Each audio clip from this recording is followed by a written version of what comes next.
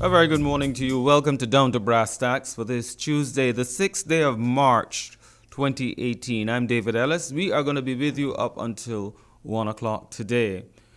Today we start a new phase in what we call the People's Parliament here on Down to Brasstacks. What's the idea all about?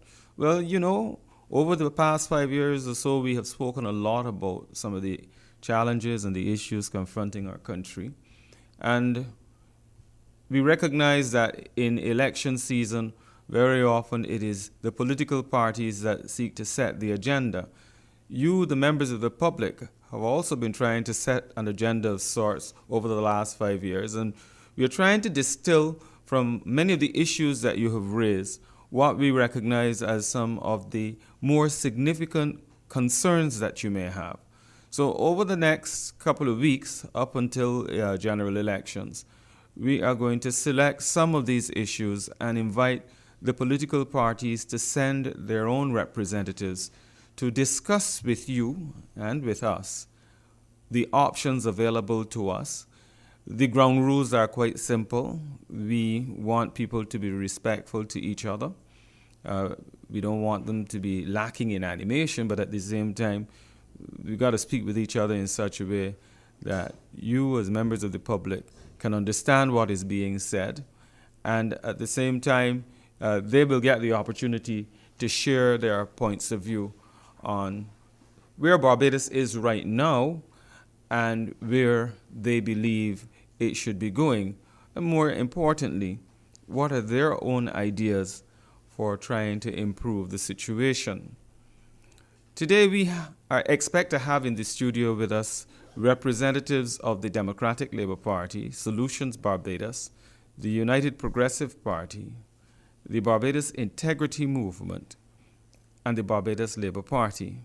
And what strikes me most of all is that in the many years that I've been doing this kind of project, I have a completely new slate of candidates. A new set of politicians have come before us to project themselves and to tell us what they can do for Barbados. For me, this is usually the best time to meet them, when they are not in power, really, because life is much easier when they are in opposition, especially the ones in opposition. The relationship with the media is relatively comfortable. But once they get political office, the relationship tends to change. So I'm going to enjoy this moment right now because I know it won't always be like that. With us already in the studio is Maria Phillips from the United Progressive Party. And we also have with us in studio, as we speak, Grenville Phillips Jr. of Solutions Barbados. You've heard a bit from him before. So ladies first, let's hear from Maria Phillips. A little bit of background on who you really are, and from there, let's talk about how you see the political environment in which we operate today. Basically, how is this political system that we have been serving us, and what, in your judgment and the judgment of the United Progressive Party, can be done to make a positive difference? Why are you here? Why are you in the political fray as a young woman? I mean, I've learned that you don't ask women their age, but you can determine whether you want to tell the Barbadian public anything further. Yes. Good morning. Thanks for having me. This is an opportune time for new leadership in Barbados. I think that the timing is right for me to be involved. I think I was heading there for a while. I've been an attorney just over 15 years, but I'm also a lecturer at the University of West Indies in alternative dispute resolution. And I've been involved with alternative dispute resolution for over 10 years in Barbados, in which I train companies, personnel in ADR procedures. So it's an exciting time. I think the time is right for new leadership in Barbados. And your question about how the political system has been serving us, I think that is a question that we have to address. Even as the United Progressive Party, one of the things that we've done is we've looked for ways in which the system itself can be improved. We are not saying that there aren't systems that currently exist, but obviously we've seen over the years how the systems have not been functioning as effectively as they should. And some of these systems we've looked at is, for example, the whole public spending. And we've seen the Auditor General publish reports yearly, and there seems to be a number of discrepancies that have been noted, and yet there's nothing that is being done. And one of our ways in which we want to address this is to allow the Director of Public Prosecutions to be able to investigate some of these discrepancies that might come to the fore. That's just one of the ways in which we believe that public spending should be accountable. This is funds from public servants. There's funds from taxpayer, from people like ordinary persons who are paying taxes, and who deserve to know how funds is being spent, or to deserve accountability in how funds is being spent. We've seen over the years that this has been something that's not been addressed within the recent Public Accounts Committee report. It is one recommendation also that has been given in terms of when the Public Accounts Committee looked into the whole the NHC and how funds were spent, and in terms of the housing at the Grotto, etc. That was one of the recommendations that was given in terms of the DPP being, or the possibility of there being persons being able to be charged from what has been how funds have been spent. And I think this is what other changes would you have to implement to go in that direction, though? As I understand it, right now, the Accountant General, is the Accountant General's report that you're talking about. What is the existing process as it relates to that, and what would have to change to put the DPP in a position to bring charges against someone if wrongdoing is discovered? Right, so there will be a need. I think the Accountant General does what he's supposed to do. He is an officer who is supposed to do he reports basically, and that's what he does. It is supposed to be laid before Parliament. Reports to Parliament. Exactly. At the end of the day, that he has done what he's supposed to do. What the Parliament needs to be able to do, or what needs to happen independently, is when those discrepancies have been noted, the issue is what is to be done. And that is why there may be a need there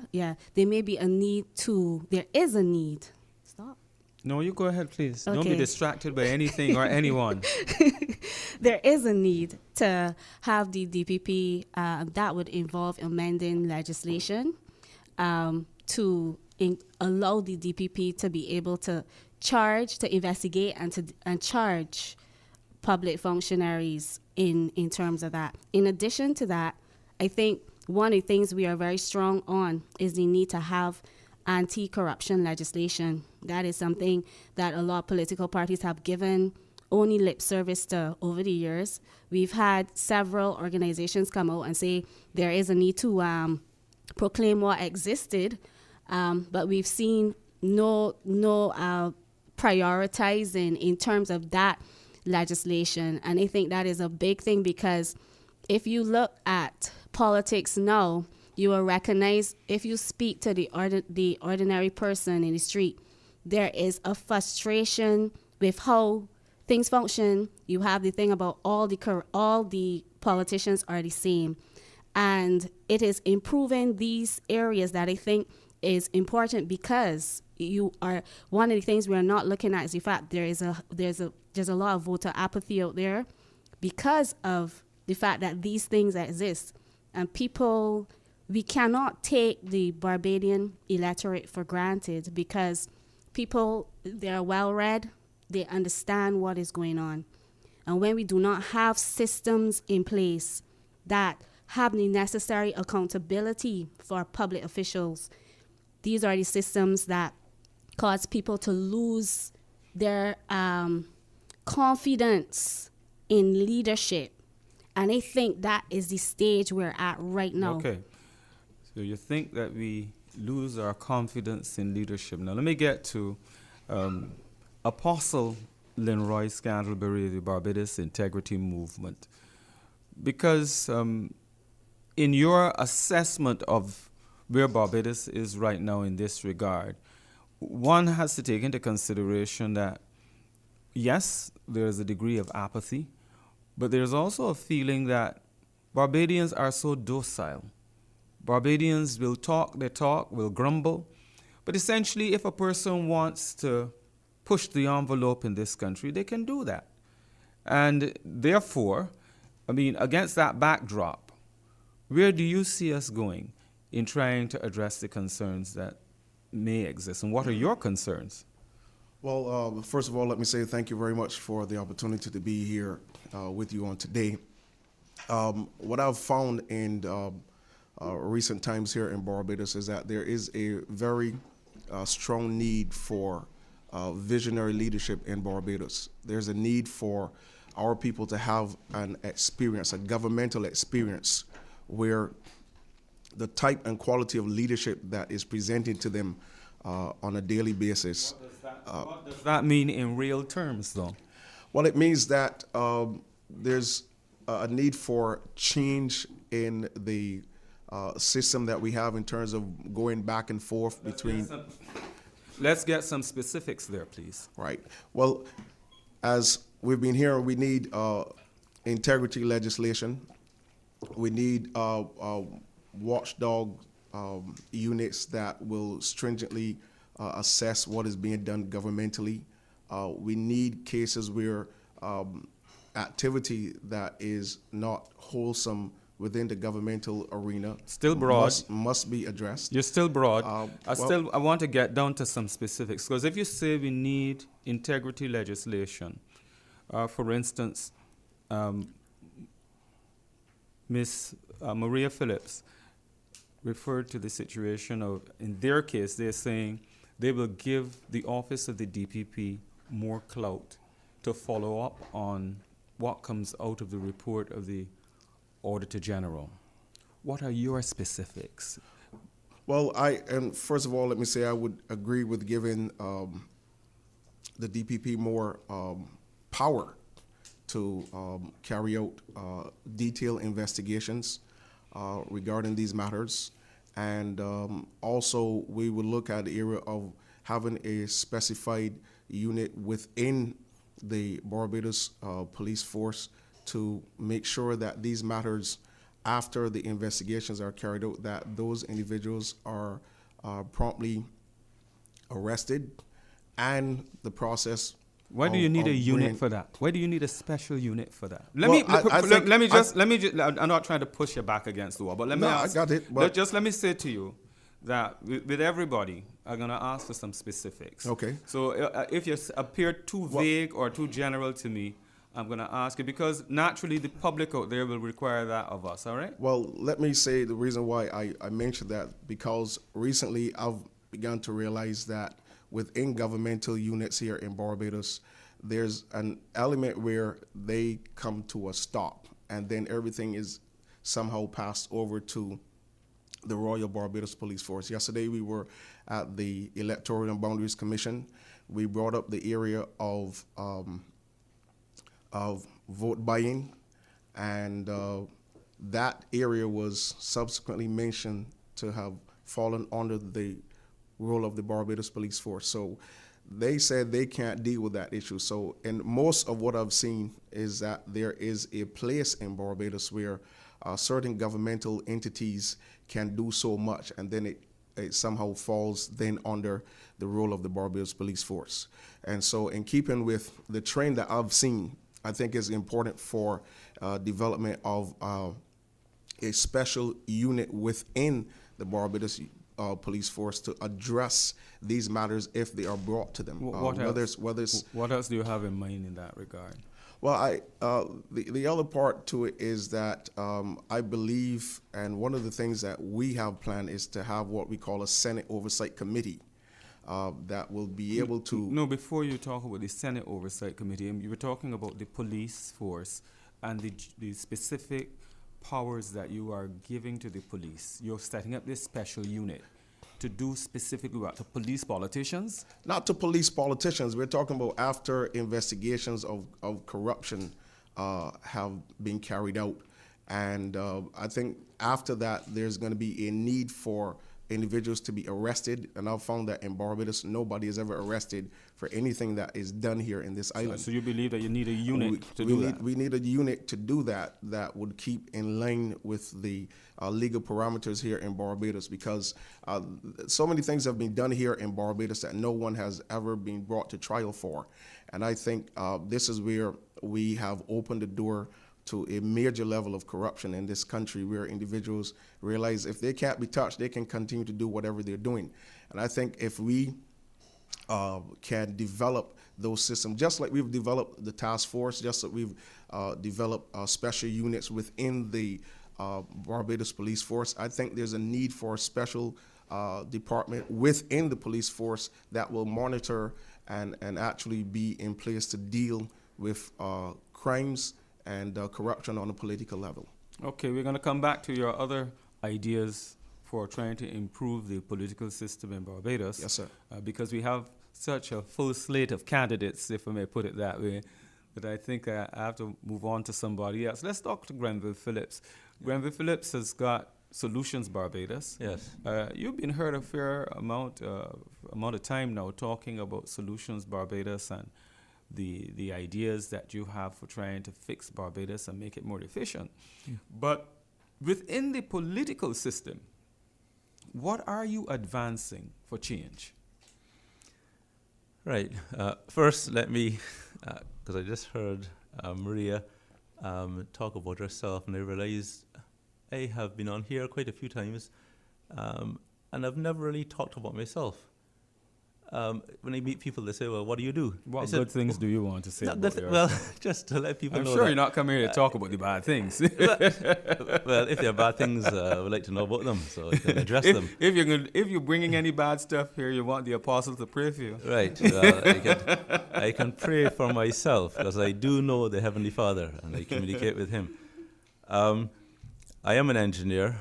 I've spent the past 25 years identifying problems, designing solutions to those problems in the area of structural engineering and environmental engineering, highway and transportation engineering, planning, land use planning, trade policy development. So I have 25 years of experience in doing that. Very concerned about the state of our economy and how Barbados is managed.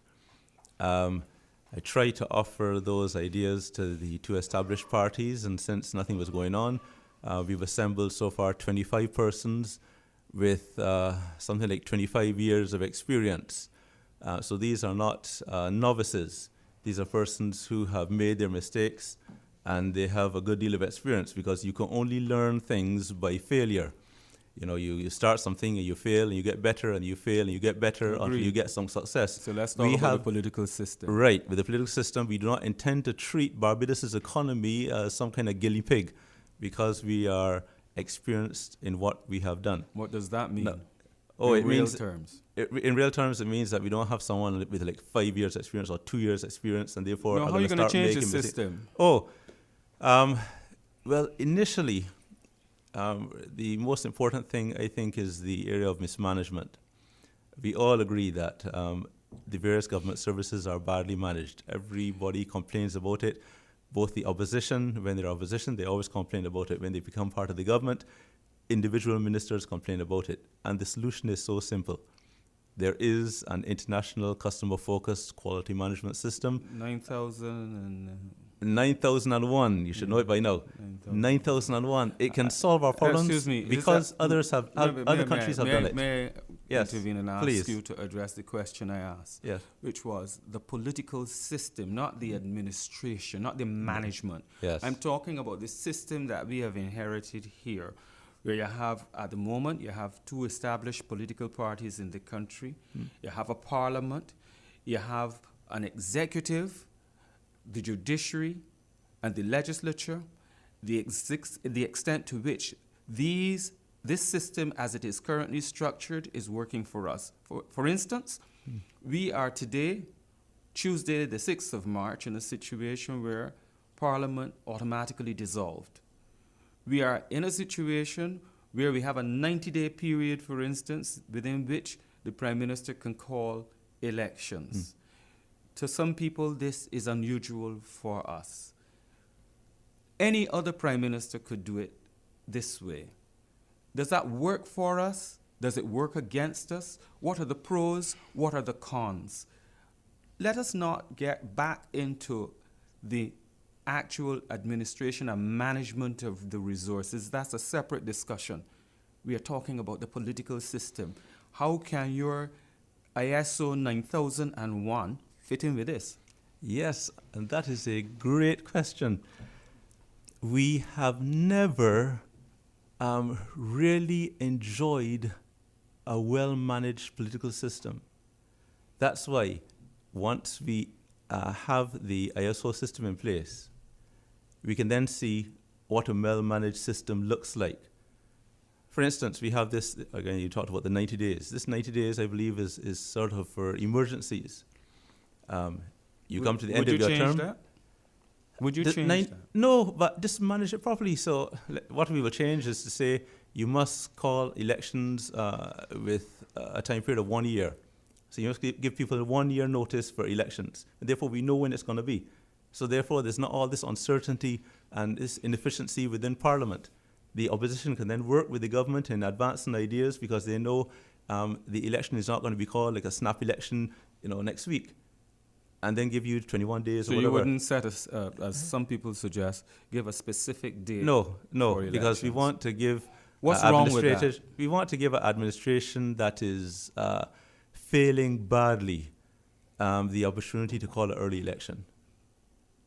And we've had, 40 years of some failure. So if we want to leave that option open. But if you're feeling badly, you could either call an early election or call it real late. Right. So there's no guarantee. Yes, but at least the option is there. So I want the option for calling it early. But that option already exists. That's correct. But if you set a fixed date, therefore that's the date. That's the date. So and I want to avoid that. I want to say a Prime Minister has the option of, just give you have a year notice. And I think that's fair for everyone. Okay. Yes, but I must say though, because really we got to get that point across properly. Which is? If we could only enjoy well-managed services, we would not have the complaints that you're talking about. You need to deal with the management of these services. Yes. You see, that's why you're complaining now, though. I That's why we're understand. complaining. I understand that. But Yes. as I said just now, I have been around long enough to hear people at various points in this country's history complain about a variety of things. We set up constitutional commissions, for instance, to review the way that we have done business, the way that Parliament, for instance, there is a concern in this country that there are a lot of young people and bright people who want to make a contribution to Yes. Barbados. But the system does not allow for them to make their input well enough. In other places, we are talking about the need to use the committee system of Parliament. To what extent is there more scope for doing that? It's beyond the 9,000, ISO 9001, Yes, but that's what I had to say.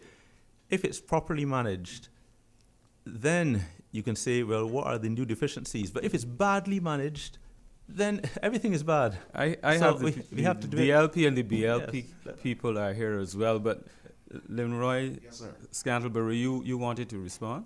And if you wanted to say something yourself, Maria, you can, Well- before we bring in the heavy guns, Well, what I wanted to say is that, again, we have departments here in Barbados, established entities that have some level of oversight where these things are concerned. I think more leverage needs to be given to the Electoral and Boundaries Commission to handle the affairs the affairs of elections, when elections are constitutionally due, and give a date so that all parties, whether they're new parties or established parties, can work towards that.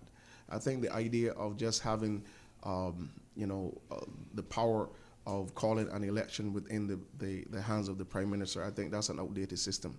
I think we need to end that, and we need to have an established system in Barbados that handles the affairs of Is the this elections. what the Barbados Integrity Movement is actually advancing? This is one of the areas that we are advancing, because we believe that across Barbados there's a need for systems that work, that makes the country run properly and more efficiently and effectively. Where else is this in vogue, though? Where else does this happen?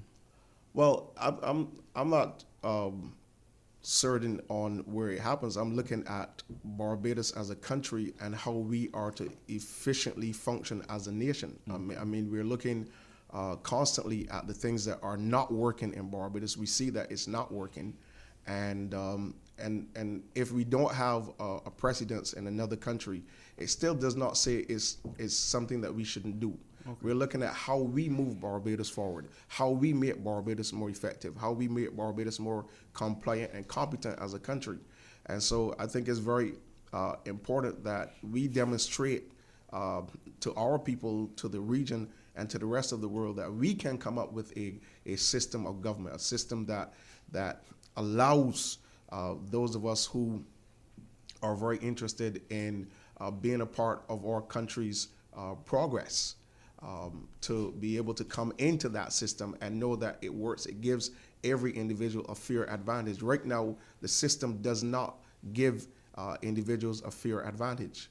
And I think that's something that we have to really look into. So that's Linroy Scantlebury, Apostle Linroy Scantlebury, the Barbados Integrity Movement. We've also heard so far from Grenfell Phillips of Solutions Barbados and Maria Phillips of the United Progressive Party. When we come back, we are going to hear now from the Barbados Labour Party and the Democratic Labour Party. And in the break, I will find out whether they want to cast lots as to who's going to go first. This is the People's Parliament version of Down to Brasstacks for this Tuesday, with representatives of the political parties here with us in this first edition of this program. We've heard from the representatives for Solutions Barbados, the UPP, and BIM. And now we come to the Barbados Labour Party. Kirk Humphrey is the person who is representing the BLP. And the question that I put to him is the same I put to the Democratic Labour Party when we look at our political system and how relevant it is to modern Barbados. The fact of the matter is that the three parties that we've heard before have to a large extent been spawned by people's frustration with the Democratic Labour Party and the Barbados Labour Party. They feel that this system is not working for many people. They are frustrated. They see you two as twiddle-dee and twiddle-dum, exchanging places and taking advantage of the sweets of office. Speak to those people who see you that way and tell them why they should believe in this political system and why you are a part of it. Kirk Humphrey. Well, first of all, good morning. Good morning, Barbados. Very special good morning to the people in St. Michael South and to all the listeners. And first of all, let me just say also a very good morning to all who are here in the studio with me. It is very refreshing to see so many new faces, as you pointed out earlier. A bit about myself in 30 seconds or so. My name is Kirk Humphrey, as rightly said.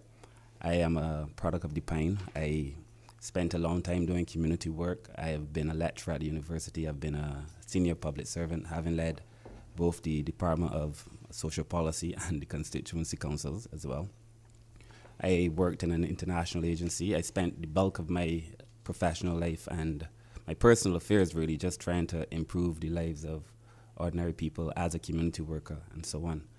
And I understand the frustrations of the Barbadian public. I believe the Barbados Labour Party perhaps is the only party here that spent the last 2 or 3 years doing what we call the Rubbing Shoulders program, meeting with people where they were, where they are, in the bars, on the streets, capturing that frustration so as to create a new kind of governance model for Barbados. What is that model? Where can we see it? Well, I will speak to a bit of it now, and you will see a lot of it when we release our manifesto. And the leader has already spoken to some of it, but I will speak to a bit of it in a minute. But the reality is that we realize that Barbadians are frustrated. The young people have told us that they do not feel the current model represents their thinking on the world. And we've seen that, and we've tried to capture it.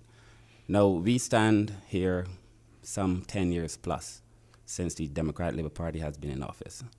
And the first thing I think that comes to mind is when people imagine a government, they imagine a government for 5 years. And if they win 2 terms, another 5 years, so 10 years. This is 10 years plus. And you spoke earlier to that 90-day period, which is now causing some Barbadians a great deal of consternation. And so some of the things we propose to implement as part of our new model, we really want to have, first of all, a number of conversations with Barbadians. And a lot of things that are taken for granted, we will take to referenda and have Barbadians have a direct say into the affairs that govern their own lives. But we believe, as a political party, that we have to have conversation around a fixed date for elections, for example. And Barbadians have a right to determine if they think this model is good enough. It is not enough for a few of us political candidates to be the be-all, end-all to that matter. It is neither fit for 30 people who occupy the parliament to have the final say in that as well. We believe that's a conversation for wider Barbados. We also believe that we need to have a conversation around term limits for the Prime Minister, so that the Prime Minister may be given, depending on what the people suggest, 2 terms or 3 terms, but that the Prime Minister cannot be Prime Minister ad infinitum. But you mentioned referenda. That's plural. We want to have it on many issues, so that when there is an issue of concern... So it's not just one, but a series of referenda. A series. And there are some issues that are social. Some of our referendum, some will be binding and some will be non-binding. On social issues, for example, we believe if people want to have a say in euthanasia or anything of that sort, then they should have an ability, the chance and the opportunity to have a say into whether or not Barbados goes that way. And so there could be a series of those various conversations. So essentially what we have from you right now is that you're not going to come with definitive positions on these things, but you are then, the only thing that is going to be definitive is that you're going to have referenda. Well, I believe it is definitive to say that people must have a greater say in the decision-making processes. What we heard from the Barbadian public was not that they want for us to dictate the terms by which they will be governed, but that they want a greater say in it. And that in and of itself is different from how we are being governed. So I think that is extremely important to have Barbadians have a say in those very important matters. So, but aren't they talking about being more involved along the way, beyond the staging of referenda? We are talking about mechanisms through which people can actually participate. That's what I understand that to imply. Right. So, I mean, as I develop my point further, if there is one thing that the Barbados Labour Party is very cognizant of, is that Barbadians want to feel more involved throughout this whole political process, beyond the 5 years. They want to feel as if they have a say in the decision-making processes. And we spent a significant amount of time having those conversations with Barbadians. Now, do people want to be able to have a greater say in terms of what happens at their community level? We believe so. And we have always supported the idea of local governance, so that at that level, people can have a say in how they are governed.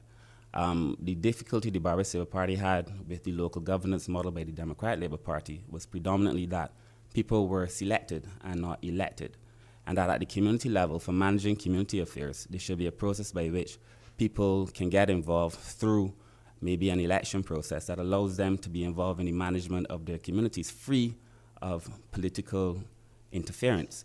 And I think that in and of itself is also going to be revolutionary in how we choose to govern the country. Of course, you're up against a situation where people say, look, the costs must also be taken into consideration. And these are not easy times.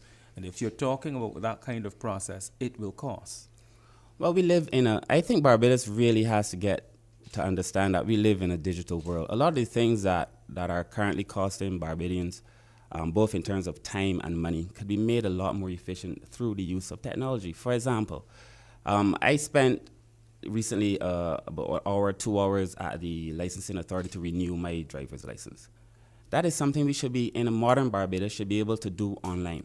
Now, after spending an hour or 2 hours in that line, I then had to leave that queue, go around the building, to stand in another queue, to have my picture changed. Oh, yes. So that took another hour. Well, I left, to be honest. So I need to go back and have the picture changed. But those are things that you could do digitally. I should be able to stay at home and change my driver's license, update my driver's license. I believe that we could have a system that allows people to vote without costing Barbadians a lot of money, that is free and that is fair. And that people want to have a say in the governance processes, and that they will... won't be hacked? Well, Because you know that's a fear. well, there is a fear. I mean, people believe even now that the election process, even with pencil and paper, can also be hacked and can also be interfered with. I mean, Barbados has had a history of having free and fair elections, even if we take into consideration what troubled us in St. Philip in the last election. But there are a number of things that I believe that can be done to ensure that Barbadians have a greater say in how they're governed. And yes, some things may come with a cost, but those costs, compared to the benefits, must be recognized as being a necessary thing. Okay, well, let me come now to Henderson Williams. He represents the Democratic Labour Party, and the question that I put to Kirk Humphrey is relevant to you as well. The frustration, the sense of disenchantment, and a feeling that the two political parties, and the Democratic Labour Party being the party in office, will certainly find itself facing more of that kind of assessment and pressure than any other. How do you respond to it?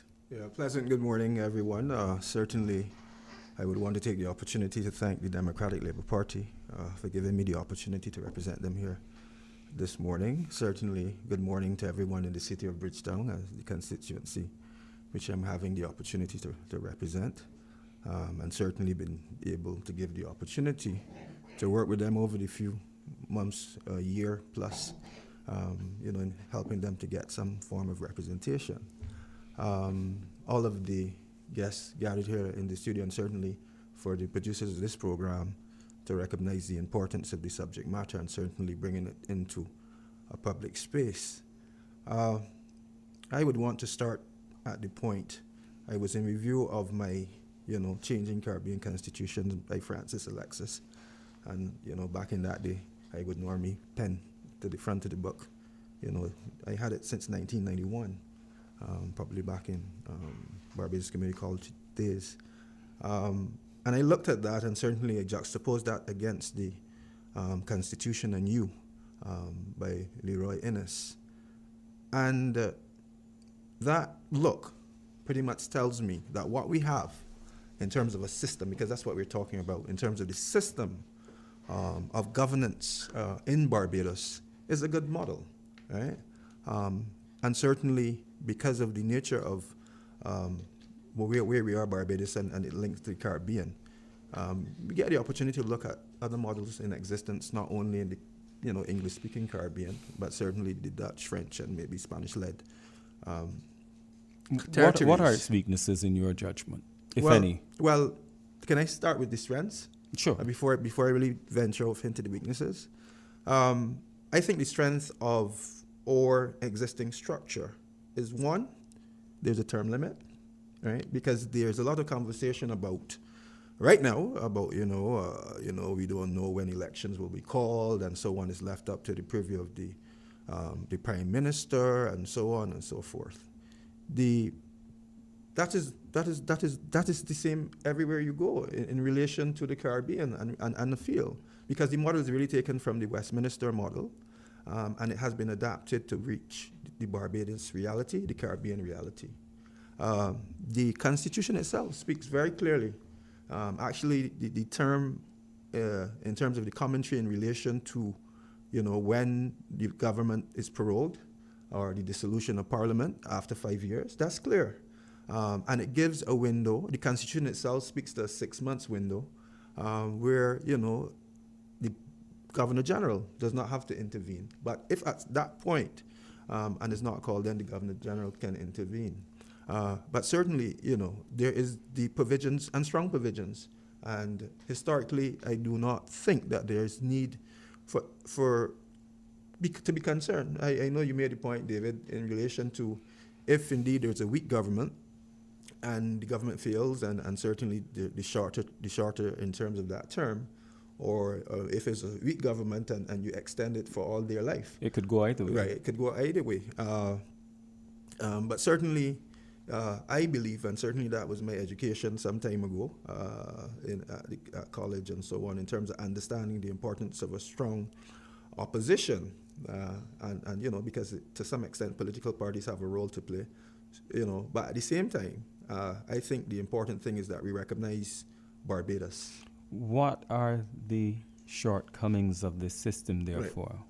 So let's talk about the benefits of the system. We have the term limit. You want the whole day to talk. And the government general.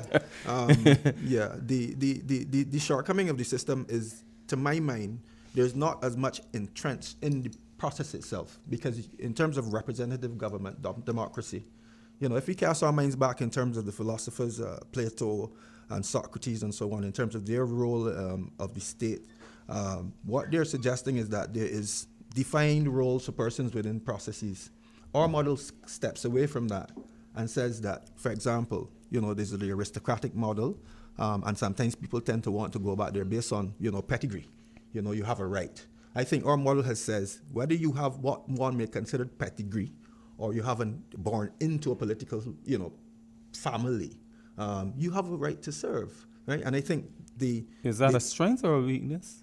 Well, where we are now, I think we have a strength, because it draws persons like myself out from what one may consider to be. I was born in the city and raised in a poor family, and I was able to move away from that to some extent, and now I'm able to assist, you know, the persons similar to where I would have come from because of my educational system, and certainly the opportunity that the Democratic Labour Party has given me to serve and represent people. Right, so I think in terms of entrenching in there, more opportunity for persons to participate in the process. How so? Let's be specific about how you're going to do that. Well, let's talk a little bit about the legislative process. Right, we have now, and I served one part of that at one point, because I was actually representing trade, you know, when I was on the BEC, because I've had the opportunity to serve, and I'll go very quickly in terms of the BEC, in terms of this tripartite arrangement that we have, which is a very good model, because it speaks to labor, it speaks to the means class, which is the holders of capital, and it speaks to government, each one with a particular role. Right? You see, you talk about the model. You don't talk about how the model working. But it's working. It's How? working. The challenge with it is that sometimes we are of view that if it doesn't work how I want it to work, it is not working. And sometimes that is the issue. Okay. Right? This is at the point in the conversation where I think we can be freer, and we're going to take some calls. We had to lay the foundation for the conversation, and I think we have established here that we have some pretty articulate and passionate people ready and willing to discuss where Barbados is going as it relates to its political system. I'm still curious to find out from you when we come back, though. How do you entrench this environment in which more of the people from the lower echelons of the society are going to be able to come and make a contribution? And beyond that, how you to stop them from kicking down the ladder that they came upon? All right?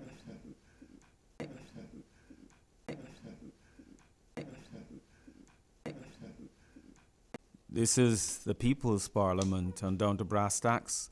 Let's go to the telephone lines. Good morning.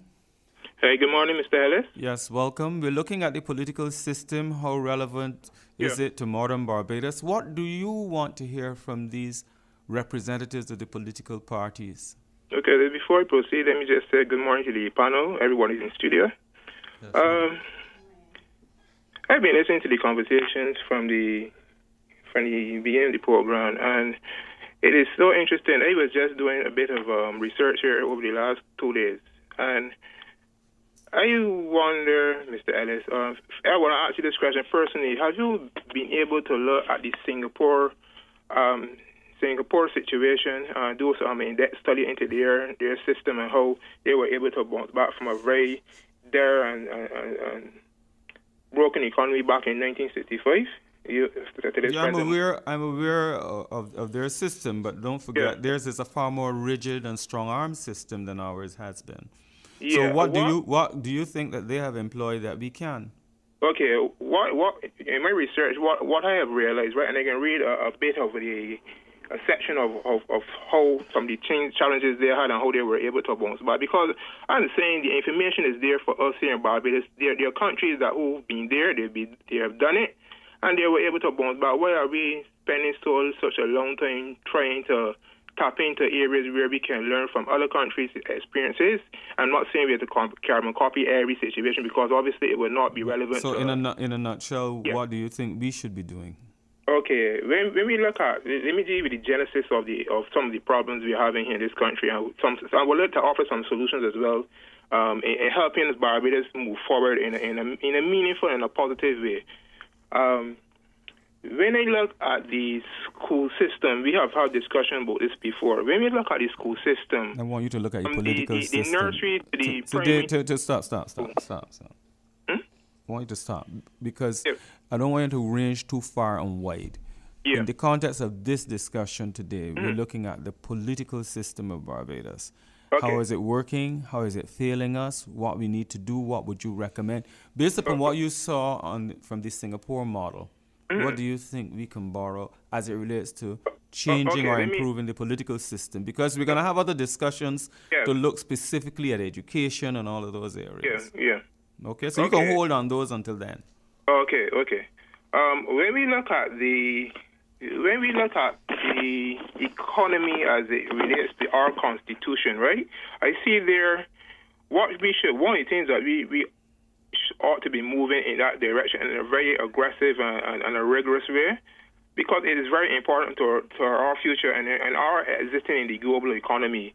I find that within our constitution, I don't know, you can tell me if I'm wrong, when it speaks to whatever government is in power, the public accountability to the balancing of the country's budget over each term. I think that should be a standard. We should have a very minimum standard to which we hold whatever government is in power. Whenever they leave office, there should be a minimum standard which speaks to the balancing of the country's budget. And that will help us to safeguard ourselves as it relates to the public government spending. Interventions sometimes may not be, I mean, we can't always look into the future. We don't have that ability, but it speaks to the longevity of Barbados' existence in this global economy which we exist in, and helping us to have I would say, a proactive and a pragmatic approach where budget spending. How much of a concern do you have Yeah. as an individual about public accountability? I have a real big concern about that area, because Why? that can spill out in so many different areas. But we have to, I believe government need to lead out by example.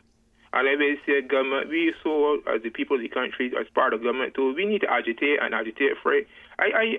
You can tell me. How does it impact on you as an individual? I mean, if you have a sense of a lack of adequate public accountability, how does it impact on you? Okay, it impacts on me on a daily basis. As a concerned citizen, and I listen to sometimes the propaganda and the rhetoric and everything from whatever these government institutions and public figures, I find that when it comes to speaking to the natural man in society, most of the times we will see some politicians speak over us, and they do not break down things in a very simple way to the average person, which makes us have an interest in what is what is at stake.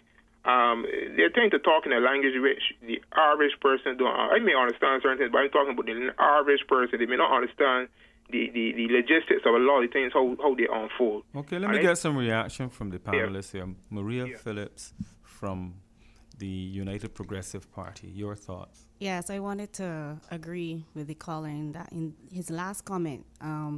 One of the things, as I stood and I heard some of the panelists speak, is, we can become very legalistic in how we are approaching this whole issue of governance, but it must translate for the man in the street. That is very important. And the caller is bringing out the fact that, how the question we have to ask is, how does the ordinary man feel that he can participate and assist in governance? And that is a question that I think the older political parties have not addressed. How do we ensure that everyone can have a voice? There are systems that need to be put in place. One such system which we have put forward is having a portal where persons can have a petitions portal to Parliament. If you have a certain amount of persons who are signing that petition, then it can come up for debate.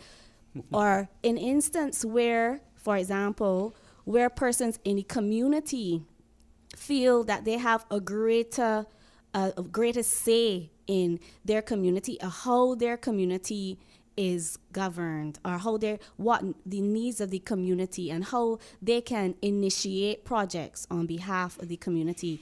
I think that those are some of the ways that we have to be able to look at causing the ordinary man to participate in governance. Can I suggest to you that in the United Kingdom, you have Prime Minister's question time. In Barbados, Yes.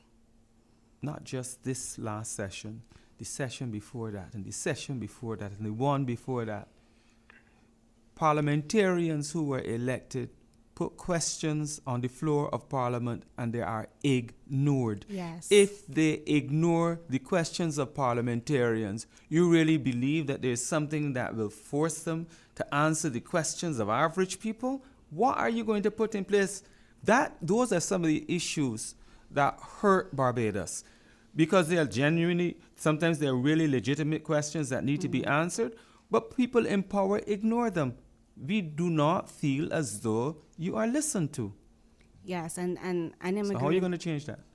Well, as I said, the United Progressive Party wants the ordinary person to be part of that process.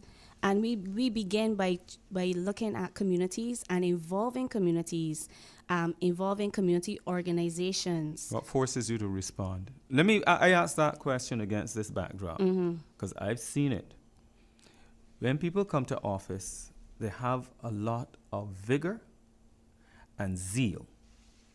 But when the licks start coming at them, and they start to feel as though, notwithstanding everything that they do, they are still being criticized in a democracy, they retreat and reach the point where they stop communicating with people effectively. They stop responding to their questions. That's my observation of what you are really dealing with in the context of Barbados. Is that a fair assessment?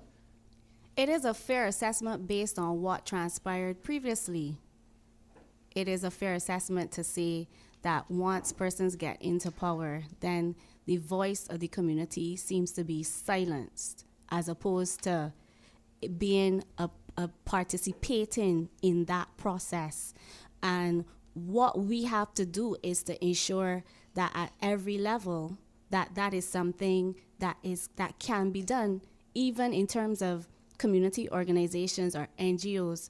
They're the ones that are supposed to be agitating for things to happen, because we are at a stage now where Barbadians are feeling like the same thing.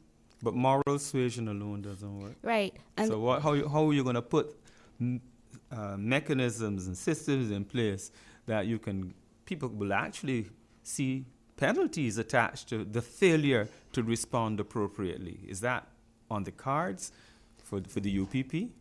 of course, we've spoken already about having our implementing anti-corruption legislation. In our governance manifesto, we've also spoken about having legislation, implementing a new legislation called if I can remember what it is now, it is an act, Freedom of Information Act. These are some long promised. Oh, well, this is a new time, Mr. Ellis. A Freedom of Information Act, which already works in some states. I mean, these are things that help to open up, to create transparency, because right now, how does a normal person feel? We feel as though y'all are just doing what y'all doing in Parliament. We have no say, and anything goes. And I think Dennis? Mr. Yeah, Ellis? let me get some other reactions here. I just wanted- Henderson Williams from Yeah. the Democratic Labour Yeah, I just Party. wanted to comment briefly on the matter of, the change person. You call it kicking the ladder down and so on. The representatives, as we call them, right? The MPs are supposed to be representing the constituents, right? Which means they should be keeping contact with those persons throughout the 5-year term, if the government makes it to the 5 years, or that there's a relationship that continues to go on. You cannot regulate every single iota. We know politicians on either side of the divide and who have a very good relationship, who can tell you by a heartbeat what is happening individually in the constituency, right? Over the course of time, we have developed in the city a constituency partnership where we have, it's not local government because, there's a little myth about local government and how it really functions. The objective of governance is not to create anarchy and confusion and red tape, right? But the representative system of government is supposed to be representative. I know you made the point, David, that when people get the bombardment and the attacks and so on, some people retreat to a place of comfort, and then they don't really fulfill the mandate as set out as they have promised the people. But again, that's on an individual basis. I know, for example, there are politicians who, there might be a sense of apathy. But I know politicians, for example, who have remained, and they do it as a matter of course in terms of building and continuing that relationship with each individual in the constituency through some process. May not always that they have to be there every week or every month, right? But certainly that they work with the Kirk groups. Humphrey seems to be chomping at the bit. Before I go to the next call, let me get your response. That's fine, Well, I was just listening to Henderson and thinking clearly that's not been the experience in St. Michael South. Surely there's been no relationship between the MP and the people. You may argue. But no, it's a Well, he fact. says at the end of the day that's a That's subjective his view. response. Because I have another view Well, of St. Michael South. Well, as we speak further to the issue, as well as what Maria suggested, people feel disillusioned and we're going to create a portal to Parliament. Come on. There's some real serious issues that have to be addressed. We have said, and we are the only party saying it, that we will maintain contact with the people through our rubbing shoulders, where people speak not through a portal, but directly to the persons who are seeking to serve. And we've also said, and it will be coming out in further discussion, that we want to give people the right to recall, so that if an MP is not performing through a system, again, which we will take to referendum, people will have the opportunity to recall those parliamentarians. It is going to be revolutionary for Barbados because there are a number of people who've told us through the many conversations we've had that they're dissatisfied with the way the system is working, and they have no recourse now to be able to bring some solution to the situation. So we're giving people power at all levels. Yes, Kirk, I'm just going to respond to that. This petitions portal is just one mechanism, okay? It's not the end all. If you, as a person, are living in a community and you feel as though this community is working for me, if the community is working in a way where I can go at a community level, I can ask for a job, I can ask for training, I can get certain things, I can participate in farming projects, I can feed my family. Because as a member of parliament, and you will find this across the board, I heard the member from the DLP speak about how, the good things they're having in community, and that I hear about rubbing shoulders and all that. You can rub shoulders with however many people. The reality is that we have to ensure that the persons in the community are impacted in some positive way. And the way in which that is done is to have projects within the community. Persons feel as though they can participate on that level within the community. So it is not just about a petitions portal. It is not just about having a Freedom of Information Act.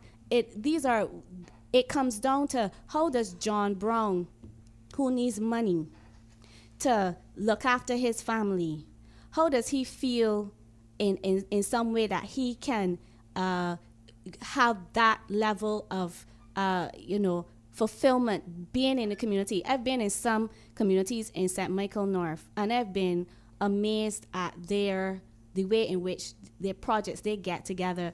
There's a little farming project. The fellas tell me They get together, they grow this produce, and they distribute it. It is for the community. Those are the type of projects that I'm talking about. I am talking about persons feeling as though they are part of a process. It is not just on a parliamentary level. It's not just within the four walls of Parliament. I think that is something that new leadership has to address, because there is a disconnect. And what you're doing is coming to the people when it's close to elections or Christmas and just giving handouts to ensure you get votes. And that does not work. At the end of the day, how do you empower people? That is the question that has to be asked, because the empowerment of the people will mean that there will be an improvement in your governance. Let's be realistic. Any development that is meaningful has to be bottom up. Now, how are you going to inform your development programs if you're not in contact with the people? We are saying we want to spend time getting closer to the people so that the ideas that will drive our policies come from the bottom up. And that is essential to development. Now, you might have spent a little bit of time recently in communities. I've been doing this my whole life. So there is a reality. People seem to think, and I heard Henderson mention it too, in a sense that, or was it solutions, that people don't understand when you speak in a certain language. We talk down to people, but the reality is people in Barbados understand a lot more than we think they understand. It is very disrespectful, I think, to consistently hear politicians say you have to break it down for the ordinary man. Many Barbadians understand what is happening in Barbados. Now, I believe that when we drive, what will drive our social policy has to be coming directly from the people. Now, in the last 10 years, there's certainly been a degradation in the number of community groups. I mean, it's getting smaller and smaller. One of the things that we have to do as a government is help people rebuild themselves, to come and coordinate themselves around ideas to solve their own problems, because the Barbados Labour Party believes that people have the capacity to solve their own problems with some assistance from the government. There's no need for us to stand and offer and lord over people these kind of handout solutions that Maria is proposing. That is not the way. What we are suggesting is people will have a say in how they're governed. People will have the right to determine what issues are important to them. We're offering them, through the idea of a referendum or referenda, depending on how many we have, to have a say in those larger policy issues, so that everything that is done in Barbados will be people-oriented and people-driven. Well, I want to step in here and go back This to is Lynn Royce Candleberry. back to what Mr. Ellis brought up. The reality is that in Barbados, this island has suffered from broken promises from both of our leading parties.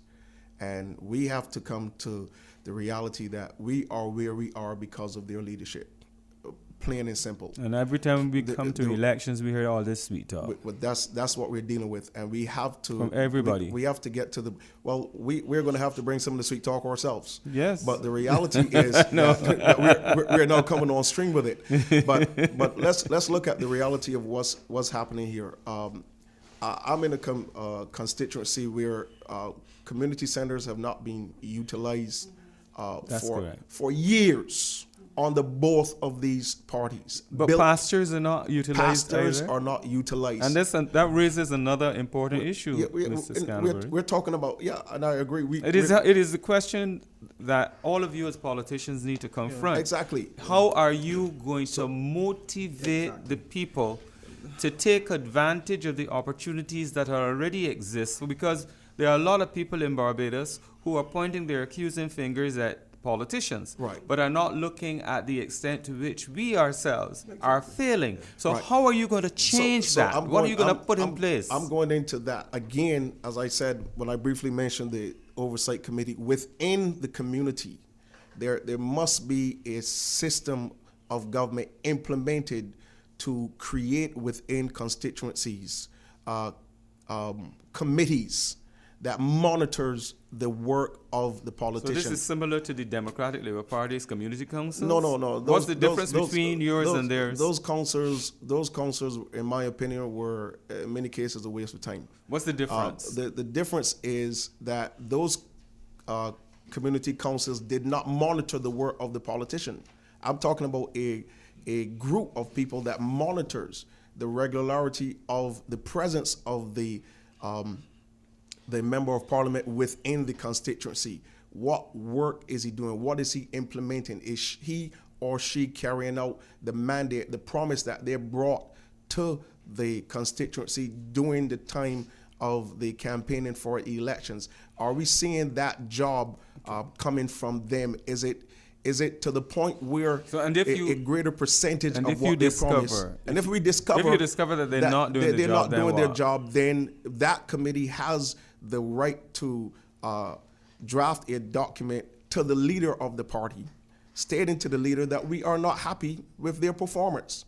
And if needs be, we go further and say we would like to have an election in this constituency. Can I just chime in here? Because this is Anderson Williams. I think it's important that we understand that, Yeah, you can speak, I'm not communities, society, government, people, is really a function of what it is that we want to accomplish.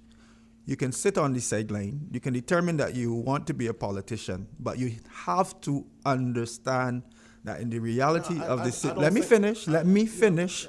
In reality, right? You said that the constituency council was a waste of time. It was. Those persons who got, the programs going, and the youth that got the programs going, and the persons who got through the David Thompson Football Classic, and the lady down the road who got her door fixed, and the persons who, all of those things came as a result of it, don't see it that way, right? And the same way that you say it's a waste of time, how can you then determine that by you putting a mechanism in place to govern or micromanage a particular community, that you will be successful? Well, you didn't hear what I said. The other point, let me finish. The other point that I want to make about the matter, and I think David kind of hit a string. We have community centers, we have playing fields. I know Kurt had, his involvement with the community. I think he did a football tournament or something. I had a football tournament. And the irony of it is that when we looked at the New Orleans community, we had the tournament. There was life on the same field. There was life in the community center that people talk about, no life, right? It is not necessarily the politician's role in its entirety through culture or sport to ensure what happens in the community. They have always been activists in the community. If you now arrive and now recognize that community activity happens and people shape their realities in the community, this is something that has been happening. It is not the role necessarily of the politician to shape everything that happens in the community. Well, we're not suggesting I'm not suggesting that the politician, and the reality, let's get this straight. We're not talking about being politicians. We're talking about being representatives of the people. That's a broader term when you say a politician. That means a whole lot more. When we talk about representing people, when we put ourselves forward as to become servants of the people who put their X on the ballot and elect us to represent them in the House of Parliament, that means a lot to that entire constituency. And therefore, if you come and you say, this is what I want to do for you if you elect me, at the end of the 5 years and you have not done 5 or 7% of what you promised, you have failed your responsibility.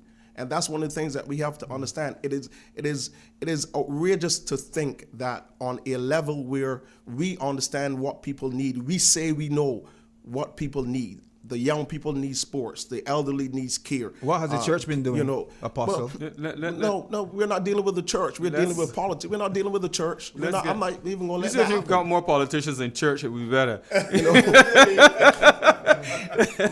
Come, Grandpa Phillips, let me hear you. All right, thank you, because I guess I'm just too polite for this thing. And I don't want to do this gully boring and interrupting people when they're speaking about. Good grief, at least my let me get a little apologies. piece. You look so quiet there, I didn't realize. No, I'm waving my hand the whole time. I can't get in at all, because I don't want to do this gully boring thing. Yes. This question time, and I do agree with that. It's impolite to have people ask you questions and you're not responding to them. I see it in Parliament, and it disgusts me, really.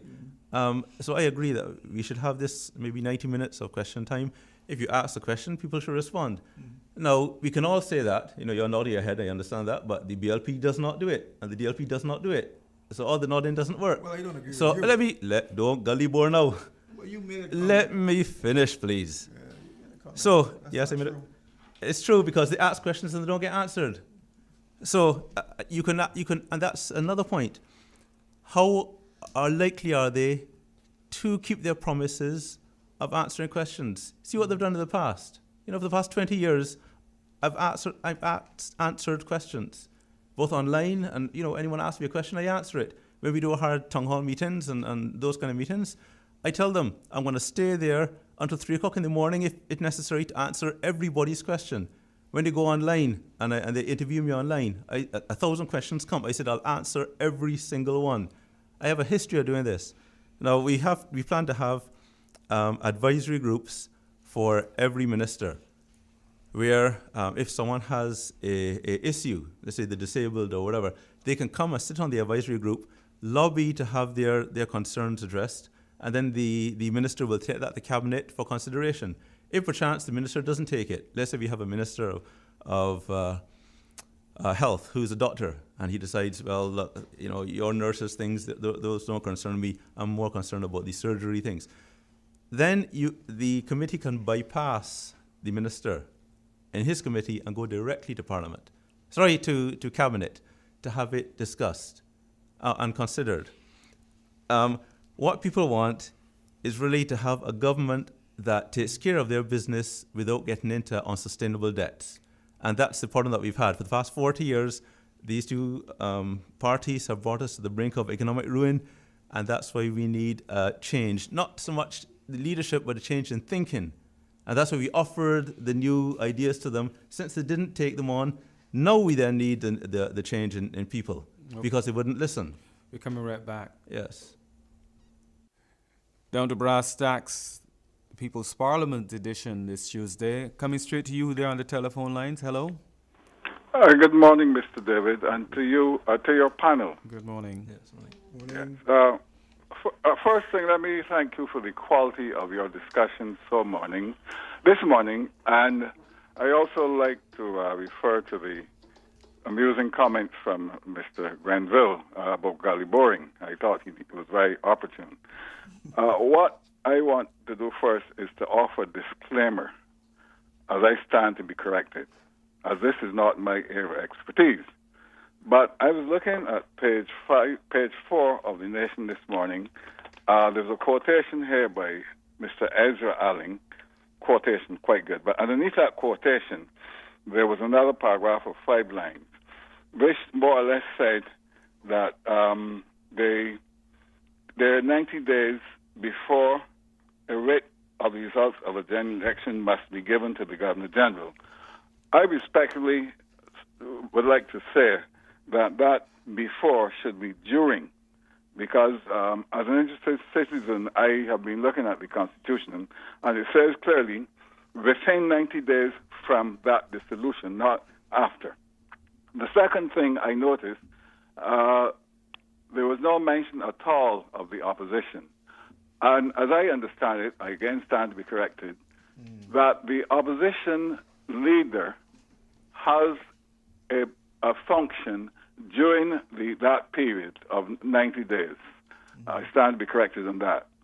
The other matter I want to draw to your attention is that an unscrupulous government can extend the time of their tenure up to nearly 6 years, in fact, about 5 years and almost 9 months, simply because the Constitution, as it now stands, says that you have to have the first sitting of Parliament within the first 6 months. And then at the end of that, for some strange reason, we have this 90-day no man's land period where those people who might be seeking re-election and form the members of the cabinet would be able to spend money to their advantage and to their election advantage, whereas the other people out there would not be able to have a say in that. I think this is quite wrong, and there is need for some measure of constitutional change. So that's where we got off. Now, before I finish, the last thing I want to say, I breathed a sigh of relief this morning because I heard on your program that Parliament was dissolved. Well, I said I breathed a sigh of relief till I got down by Massey down in Worthing. And then the stench hit me. I thought I would have needed a gas mask, honestly. It is about time something is done about that. And if I was one of the representatives for those areas that are affected, I would be ashamed to show my face at any of my potential constituents' door. Any comments, I'll stand by. Who wants to take that one up? Okay. Granville Phillips of Solutions Barbados. Yes, thank you. This, I must call it an emergency 90 days for the government to delay calling the elections because of this, I think is highly irresponsible, mainly because I believe it's put there to address an emergency. If you get a hurricane or something, so we need some time to manage the elections under those emergency conditions, not something to play with, because we need a parliament. We need the people's business to be done. As Iman said, there's sewage flowing in the streets. We need important decisions to be made. So Barbados should always have a working parliament, except during the short election period. So I don't agree with extending it to this 90 days for political reasons. I would just comment Ms. Henderson Williams. that the provision that is written into the Constitution for this 90-day window, actually the Constitution speaks up to 6 months, is not an emergency, because in an emergency, the Governor General can actually call for Parliament to resume and have all of those persons who sit in the various positions sit for as much as a year, right? So that's an emergency. But the constitutional provision is there where the government has the role and can have that, 90 days based on the representation of the people. You can take right? it. There's nothing illegal about it, but this is the and concern that yeah. I raised with you, Mr. Williams, and it is that in many instances in the Caribbean today, Right. and we've seen it play out in other situations in government, politicians are sticking to the letter of the law, but are ignoring the spirit of the law. And the question is, what is that doing to the psyche of the people? To what extent is that hurting people and making them become more disenchanted? Because what you expect more than anything else, and I think you need to share with me whether you agree, you expect responsiveness to people's desires and people's feelings. And if politicians are going to do this consistently in the region and in Barbados, the law says X, and therefore we are going to go by what the law says, irrespective of what people are saying, then where are you leaving the people? This very question of the political system then looms really large in their eyes. It is not responsive. Yeah, I agree with you in totality, where if the general modus operandi is to ignore and not, focus on what the needs are of the country and certainly the view of the persons who put you there. I certainly do not believe that that's the view of certainly the Prime Minister in regard to the calling of an election. The challenge in my mind is that if an election is constitutionally due, and we like to use the term constitutionally due, we should follow the Constitution, right? Having called an election and determined that, people are going to start the election on January 1, is that fine then? Because you have a there are other view. there will be other considerations as well. I mean, certainly. the state of a country's economy and stuff, all of that needs to be taken into consideration. Certainly. So, but there are other members here, so give me your perspective. But he on hasn't that. responded to my point, though. You only addressed part. What's that? What's your You- point? Yes, I'll tell you. I'll tell you. No, you're What's your point? You're asking me what's my point. I'm trying to tell you what it is, and you keep asking me what's my point. That's rude. The point is, people need to be represented. You have sewage flowing in the streets. How can they be represented if Parliament is closed and therefore the representatives aren't there to represent the people? All right, let me respond, because you're Thank putting that you. question That's to the me. point. No, that's right. With right. the prorogue of Parliament, it doesn't mean that a cabinet ceases to exist. Yeah. With the prorogue of Parliament, you should be doing some reading since you're Yes. learning. No, the representatives. Right? With the prorogue of Parliament, it doesn't mean that the role of the opposition ceases to exist. The Constitution speaks clearly that the role of the opposition, in terms of the leader of the opposition, continues until election, until determine who is the next person to take on that role. Because they see the importance of the role of the opposition. Kirk Humphrey. Yeah. I think the The caller has BLP? asked a very, very good question, and he speaks to the fears that Barbadians are now expressing very strongly. This is the strongest I've ever seen Barbadians express this concern in relation to the capacity of a government or of a prime minister to govern beyond what is expected in Barbadian society. The law says what it says, but we cannot govern a country by the legal minimum. People expect that within 5 years in Barbados, there's going to be an election. To take us down to the 3-month period, whether it's an emergency period or not, is beside the point. People expect in 5 years we're going to have an election so that the people's business can be heard and discussed in a parliament where there's a legally appointed persons on both sides, 3 sides, 4 sides, how many other sides, but that there must be that conversation within the parliament. Now, I heard a speech that the Prime Minister gave in 2008 where, in speaking to Owen Arthur, he suggested that he was trying to hold on to power for as long as he possibly could. If there's ever been an example of anybody trying to hold on to power for as long as they can, it has to be this. Elections were held on January 15th, 2008. We are now 10 years plus. This is unprecedented. And most Barbadians are calling for an election. I think people have, and this all goes back into the whole conversation about people feeling apathetic and people feeling disillusioned and people feeling that they're not being heard. The Prime Minister's response is the same as Henderson's, unfortunately, which is that the Constitution allows for this.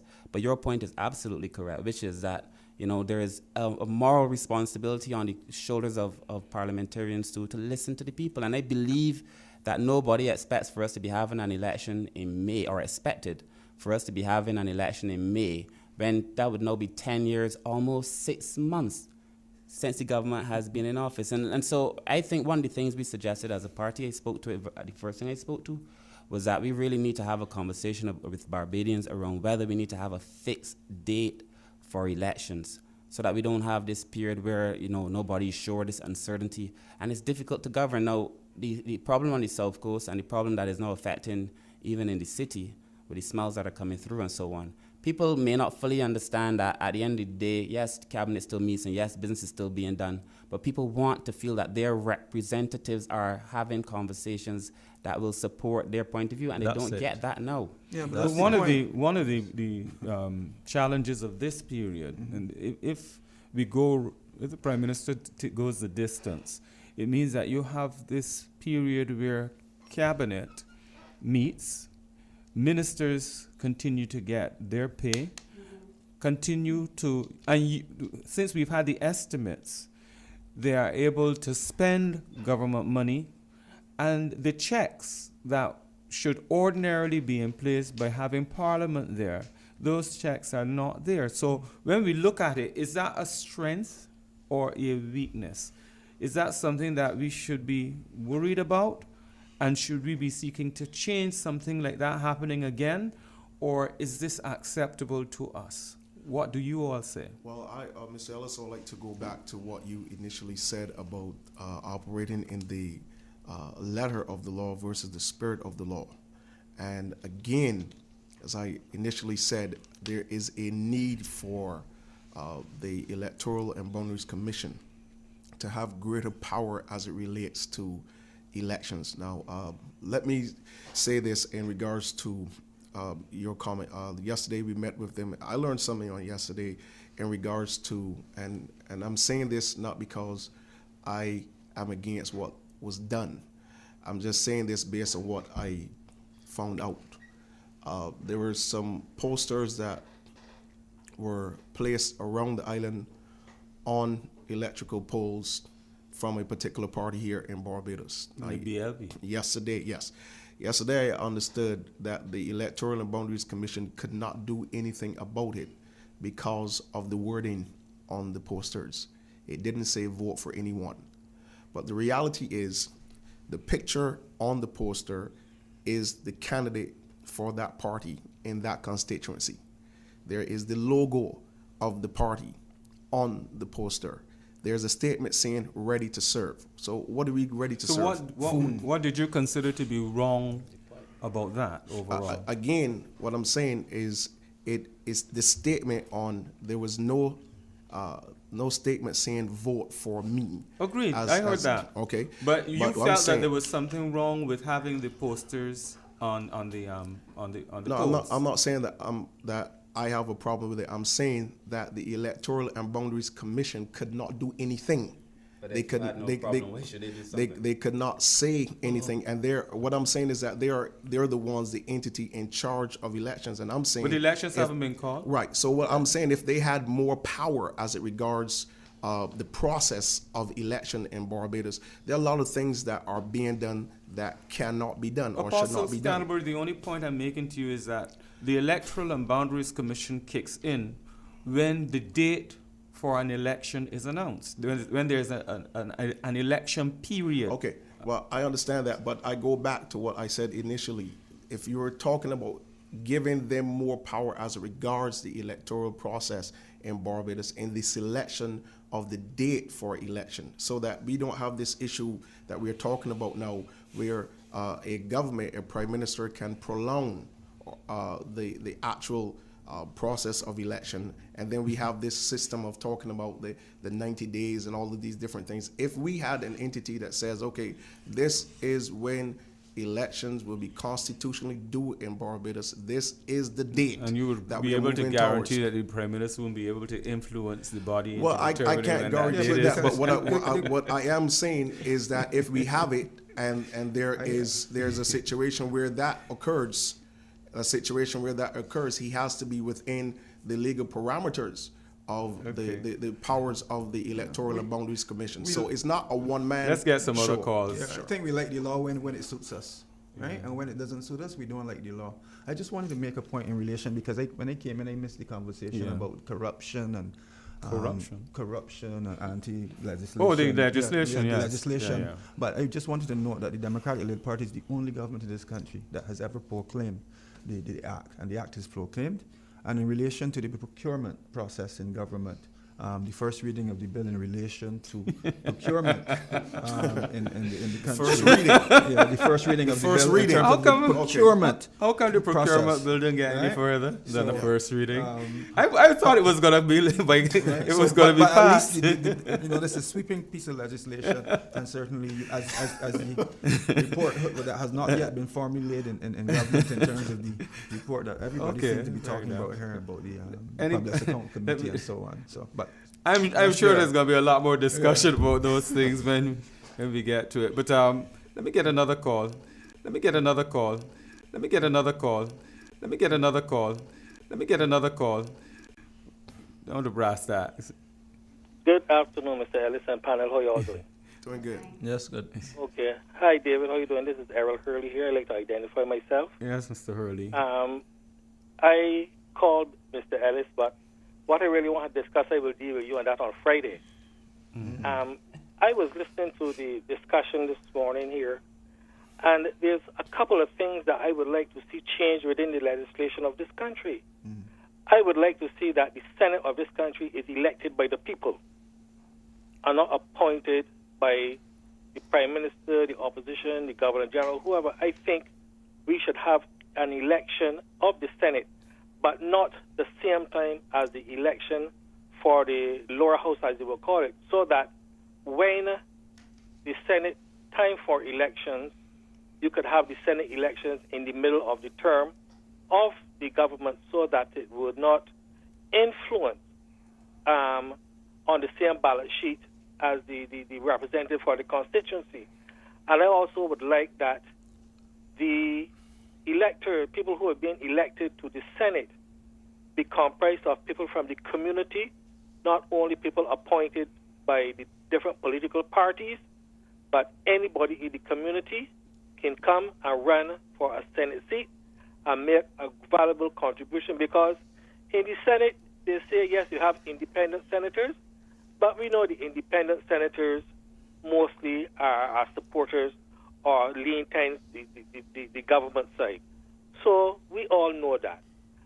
And this is one thing I would like to see the legislation change. Also, I think the constituency councils should also be elected by the people in the constituency and not appointed by the minister and the people within the constituency council department. And Mr. Humphrey would know what I mean, because he was at the head. You know? So these are things that I would like to see change. Also, the boards of the schools should be elected by the parents of the children at the school. They should elect the boards for the school and don't let the board of the school be political appointees. And I think that if this is done, we will get more things done because you have independent persons now sitting on these boards that will make, and if the government don't do their work, then they can come up and pull the government up to task. Because I heard them say there just now that the representatives in the House need to represent the people. Well, I want to ask Mr. Humphrey, if that is the case, why the opposition walk out of Parliament? You're not representing the people. The people put you there to represent them, and you walk out to the House, ignoring the people's cause, and then you want to talk with rubbing shoulders? That is a slap in the face of the people in your constituencies. And I don't think that that is right. Legislation should pass that you cannot walk out to the House and sit down to the House for a whole 2 or 3 weeks, ignoring the work of the people that put you there. That is one of the things that I would like to see happen. You need to respond to that, Mr. Humphrey. Well, thank you very much, caller. The Labour Party, I think, made it very clear their reasons for walking out of Parliament. I don't know if you were following the discussions when the leader of the opposition attempted to lay the Public Accounts Committee's report and the way that it was treated. There is a view that it's better sometimes to go directly to the people with your case in terms of representing the people if you're going to be heard, and be better able to drive policy sometimes outside of Parliament. You will recall that prior to the 2008 election, the Democratic Labour Party walked out of Parliament, and for the same very reasons, they were arguing that they didn't feel they were being heard in Parliament. Now, I believe there has to be some representation in Parliament that allows people to come and be heard. It was unfortunate, I think, and I think one of the things we may have to look at is the role of the Speaker in the Parliament, that a Speaker does not allow a person on the opposition side to articulate their points effectively. So that in essence what you have is a Speaker who, for all intents and purposes, is a member of the government, who is clearly biased toward the government and does not allow the opposition to be heard. I think that is one of the other things that we have to put to the people for a conversation, so that we perhaps can have a Speaker of the House who is not a member neutral of the government. That's exactly one of the questions. And have a neutral speaker. Now, to say that the Barbados Labour Party walking out of Parliament was a slap in the face of governance and so on, come on, that's an exaggeration. If you listen to what was transparent in that Parliament, the Barbados Labour Party was not being heard. And the leader of the opposition legitimately had the right and the responsibility to lay the Public Accounts Committee's report and was not allowed to do draft and was not allowed to do so. Was not allowed to do so. So there's another critical issue, though, separate and distinct from that, which is more relevant to the system, and this has to do with the composition of Parliament, the composition of the executive.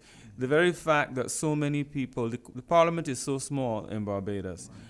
And by the time you've chosen your ministers of government, you have no backbench. Right. And therefore, the executive, and other people have complained about it, the executive is able to ride roughshod over the system. Whatever the cabinet decides, the cabinet gets. Correct. There is nobody there to say, listen, hold up, check this one. How are we addressing that? Do we see that as a problem? Or are we comfortable with it as is? Because as you know, when the shoe is on your foot, you see it one way. Well, when they had three blind mice, it wasn't an issue, as they call it. But at any day, it would not, and it was not an issue when the Democratic Labour Party had only 2 members in Parliament. So I think the point is at some point, depending on what happens in elections, you will have, less persons in sitting in Parliament representing the particular political party. At the end of the day, it really depends on how strong that political party is, how strong the views are, and how sincere you are in terms of. And because you're dealing with people, people can be left in a situation where they feel as though the system is not working well, right. Exactly. And I need to get other views on it. I think the important thing is to understand that democracy is about representation of the people and. Governance by the people. The Prime Minister is Prime Minister inter pares, and he's supposed to be first among equals and so on. But it's really about, fundamentally it comes down to recognizing the needs of persons Now, if you're going to be a representative, because, you know, you have a situation where some representatives are there, they're voted in, and then, you know, they turn up after 5 years because it's time for election again. That's some of the commentary that has been having in the city. The issues that Kurt alluded to in terms of the sewage system and stuff, you know, the red herring, you know, that is the Democratic Labour Party that has not done anything. The whole sewage system is something that the Barbados Labour Party, you know, engineered. The persons who put the sewage system down in the Emerton Lane, my aunt lives right in front there, is the Barbados Labour Party. And under a Barbados Labour Party representative, you know, there haven't been very much movement in terms of a lot of the persons in there. I saw the paper quite recently. You opening up a can of worms here. Certainly. The minute that you go down there, you know that can get opened up in a way that it has the potential to move us away from the subject at hand. The sewage project is a subject all on its own, it came up. which I would very Mr. much, Phillips which brought it up. Well, I would and hope. Kurt alluded to it. I would sincerely Right? hope that we would leave the sewage project just there. You have had a chance to respond as you see fit, but I don't think we can pursue That's the fine. sewage That's project fine. here. I don't want to be unfair to anybody. Yeah, you can Okay, so add to it. Yes, if I could just respond to the caller in terms of what he's proposing or what he's noted the need in terms of to have that level of objectivity, and I think that's a conversation that we do need to have with the public at this point in time. He also spoke about the necessity for at this time having a fixed date, and I think that is something that we also need to work to look at. And this is just my personal view at this point in time, because the UPP we have not as yet discussed the issue of a fixed date for election, but it is something that needs to be addressed. I think that one of the things that he's pointing to is the need for constituency councils and the membership to be more within the community persons, and that is something that we're looking at, or in terms of having the necessary legislation. I think the constituency councils is a good idea. It is just how it works. It is not just about implementing the legislation, but it has to function for the community. And I think the difficulty, and I'm not about casting blame, and that is not the type of political conversation I think we want to engage in at this stage. I think we need to look for serious solutions to improve the systems and how they work. how much work needs to be done in Barbados to get more Barbadians to see themselves as having a role to play in giving back, in assisting the political directorate? Ours is a country where all the roads point to the Prime Minister of our country. That's correct. Yeah, And all the roads point to the parliamentarians.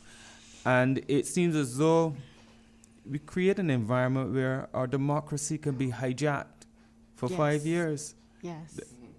because people surrender. How do you respond? I somehow don't share that view. The hijack part is as where a, you... as a student of political science, and certainly seeing certainly the dichotomy of views in relation to how, you know, society and state should function. The Prime Minister himself, I believe, is a student of, you know, the Constitution, and he understands representative government.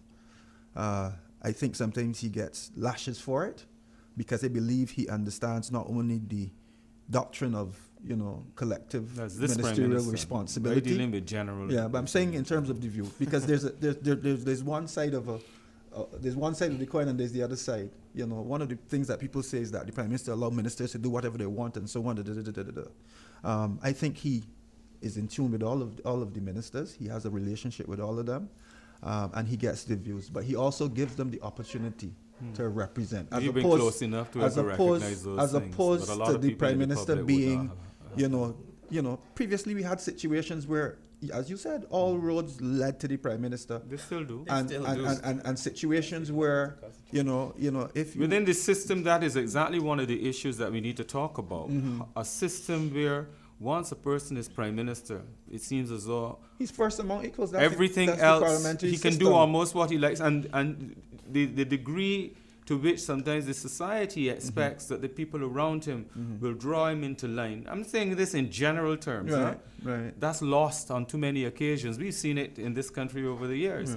And in other Caribbean countries, it obtains. Yeah, but I can't. Is that a system? Is that a part of the system that is up for review? I for can't, change? Yeah, I can't subscribe to the view that that this particular action of the prime minister is callous or anything and is stretching out the process. We know, if we follow what the Constitution said, if we talk about the act in terms of relation to the representation of the people, it is clear. Elections will happen, and it will happen within that window of time that is set out. Good. It is not happening outside of that, and I do don't you think permit- that's the rule of the prime minister. Would you permit a Prime Minister? response from Well, one or the other? I heard Kurt, but it'd be good to hear from somebody else. Again, we understand what the Constitution says, but the question that has to come here is this fear to Barbados and Barbadians? Exactly. That's the question that must be answered. And if it's not fear, it's not fear. And so with all this talk about the law and all this talk about the Constitution, we're looking at where is our country going? What's the plan? What's going on in Barbados? Why is all this stuff happening on the South Coast? Why are the conditions of our rules the way they are? Why are people not finding jobs? Why are our youth the way they are? Why are the educational system the way? These are things that must be answered, and they cannot be answered without a government in place. And sitting here today and hearing this stuff about the Constitution allows this and the Prime Minister allows this is not fair to Barbados, and it's not fair to Barbadians. That's where we have to draw the line. And the question is, how does the system that we have protect us from that again? Not necessarily talking about today, but if you feel that way, what do we do to change that? That is the issue, because it's a learning curve. Granville Phillips. Thank you. Right. Well, what we had proposed is we have our parliamentary representatives who represent the people, they're elected, and the Senate should be this deliberative body of persons to review what the representatives put forward. So because the fellow asked about, the caller asked about the Senate, we had proposed that there be representatives of different groups in the society, like the Engineering Association, the Architectural Association, doctors and lawyers, accountants, different groups, civil society groups. So how would that impact on prime ministerial power? Right. So, well, when laws are proposed and the bills, when they come down to the Senate, you don't get what you get right now, which is people stand up and give political speeches. We hope that they would start discussing and talking to each other, as opposed to just standing up there and giving a political speech. So there's no converging towards that doesn't relate to prime ministerial power, though. Right. Well, it doesn't. Yes, but Can I just comment? It still helps. Can I just comment on the matter of Mr. Williams. the length of time and so on and the definitive period? If, for example, there's a constitutional review committee in place and determination is made that the Prime Minister now does not have the power to go for additional 3 months or 90 days, but we could stick to 5 years, right? The 3-month window, because that's what we're talking about. Is it significant enough that it should be changed? If you're talking about a system of governance, because that's the point. But really. Mr. Williams, That's what I think at the end of the day, though, it's politics, and you're taking a gamble. In the same way that Apostle Scantlebury says it's a difficult decision to take, and people are offended by it, there are going to be some who may not be. But the Prime Minister who has to make the decision is taking a gamble. And in the fullness of time, we will see where that gamble takes him. Absolutely. Because if what he is saying is indeed true, then there's a political fallout. So I put that to you in assessing the situation. We are going next to the regional roundup, and then we're going to come back for more of this discussion, the People's Parliament, trying to get more of your input as well. I got a number of ideas and suggestions coming to me via WhatsApp. The phone is there for you to use it as well. This is Down to Brasstacks, the Tuesday edition.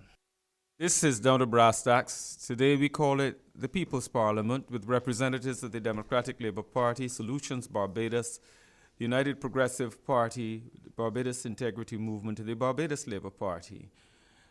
Now, we were having a discussion off air about this whole concept of looking for a leader in Barbados, how traditionally we look towards a prime minister to lead the country and lead the way, and the degree to which the society has changed over the years, the degree to which Barbados can continue to look to be led that way. Kirk Humphrey, you have some thoughts. Thank you. I'm just thinking that these are different times, and that what is required is a new model of leadership. The idea that one person at the top, the prime minister or any person, even in an organization, that the leader, the person appointed to be the authority figure, has all the answers and all the solutions to the problems is a spent idea.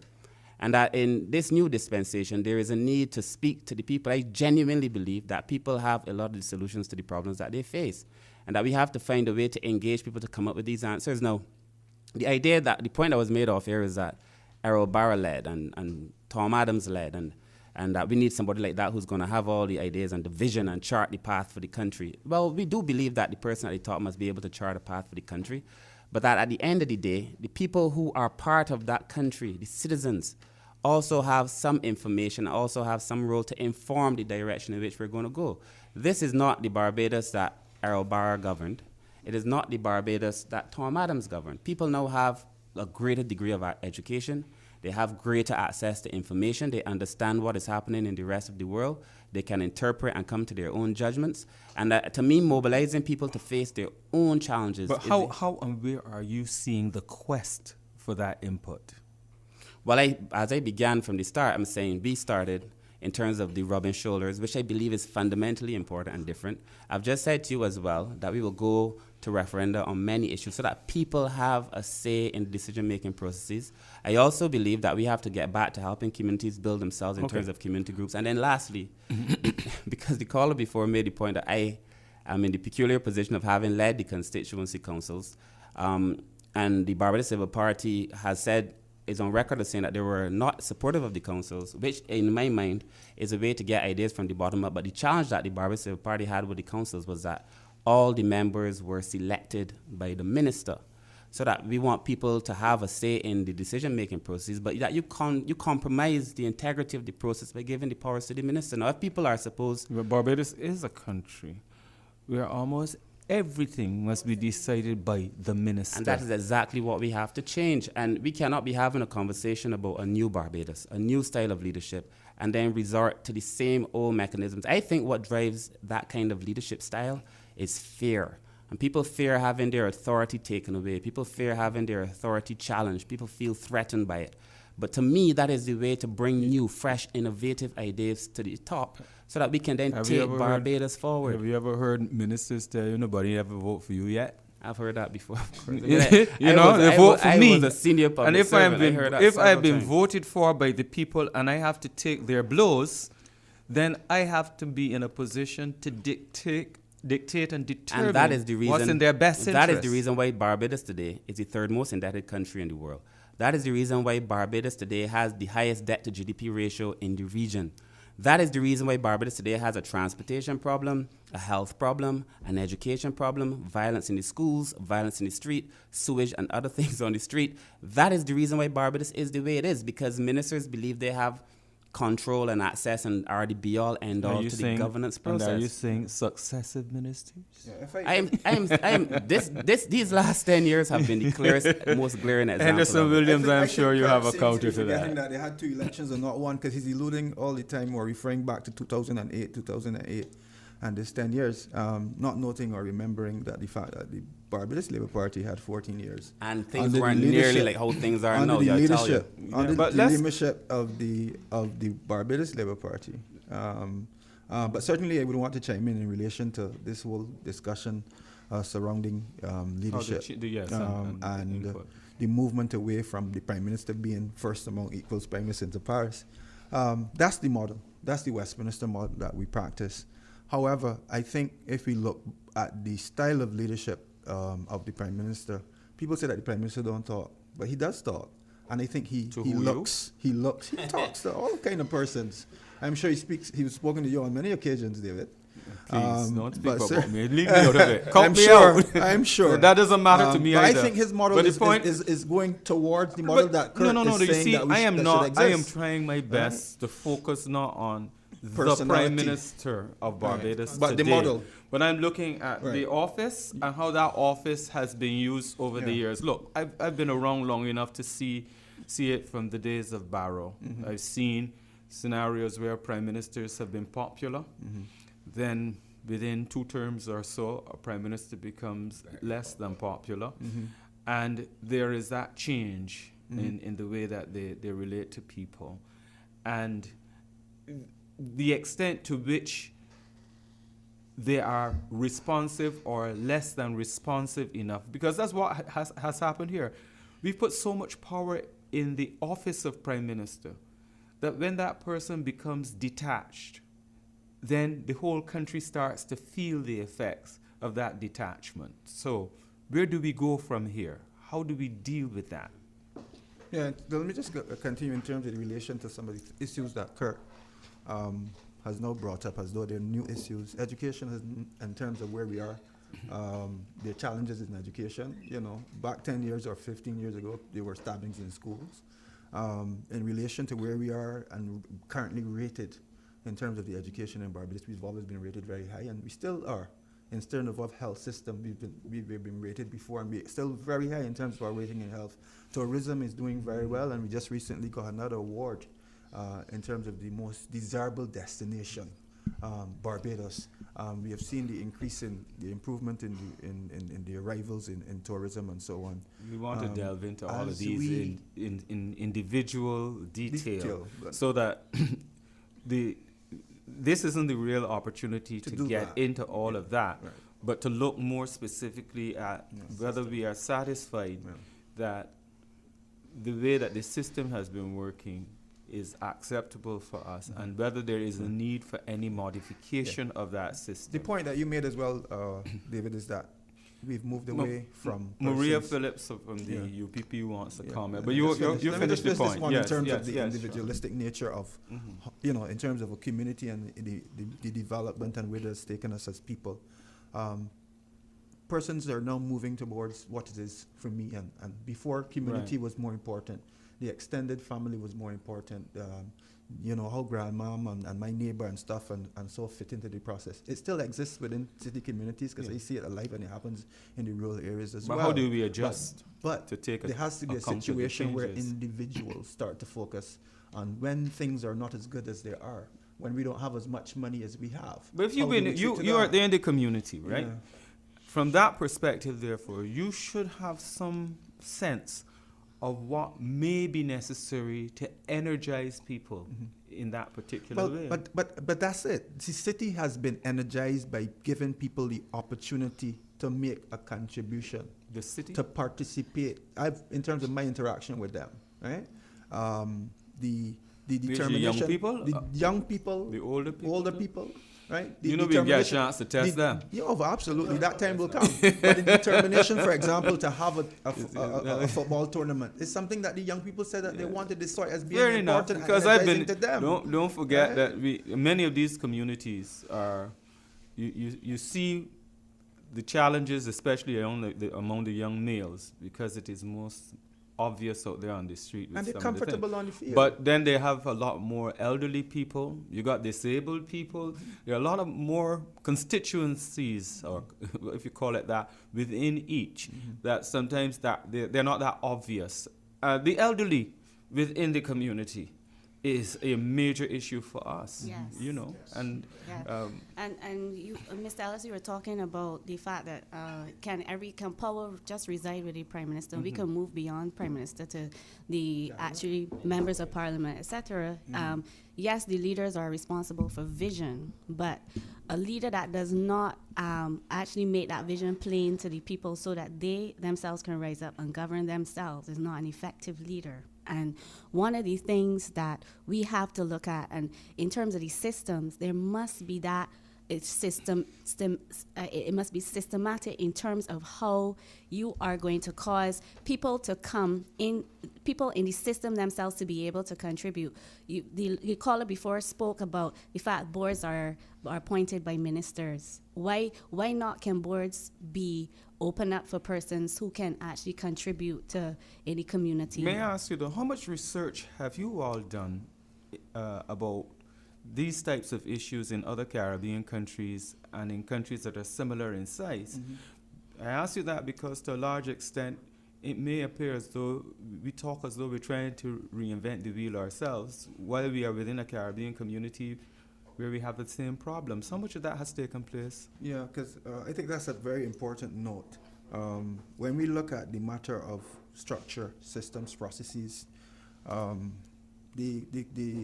that's why I refer to the Francis Alexis book, because he looked at the entire region.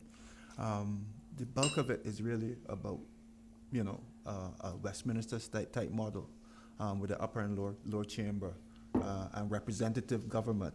But how can you move from a situation, or where you have a situation, should I say, where you have 275,000 persons, and then you have the governance determination in terms of the executive, making the execution of policy set by the legislator in so many people, right? So it's important that we understand that representative government should be representative, and you have to have mechanisms by which the persons in the community can feed But in. you sound as though you're satisfied with the status quo.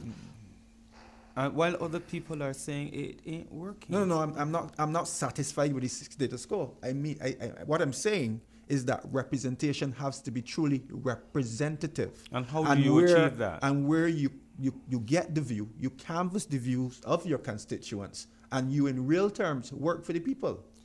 All right, that's what I'm saying, and that's my view. And it doesn't happen all the time. The truth of the matter is that it is so open-ended, and we recognize that people will be people. Some will fail us, some will not.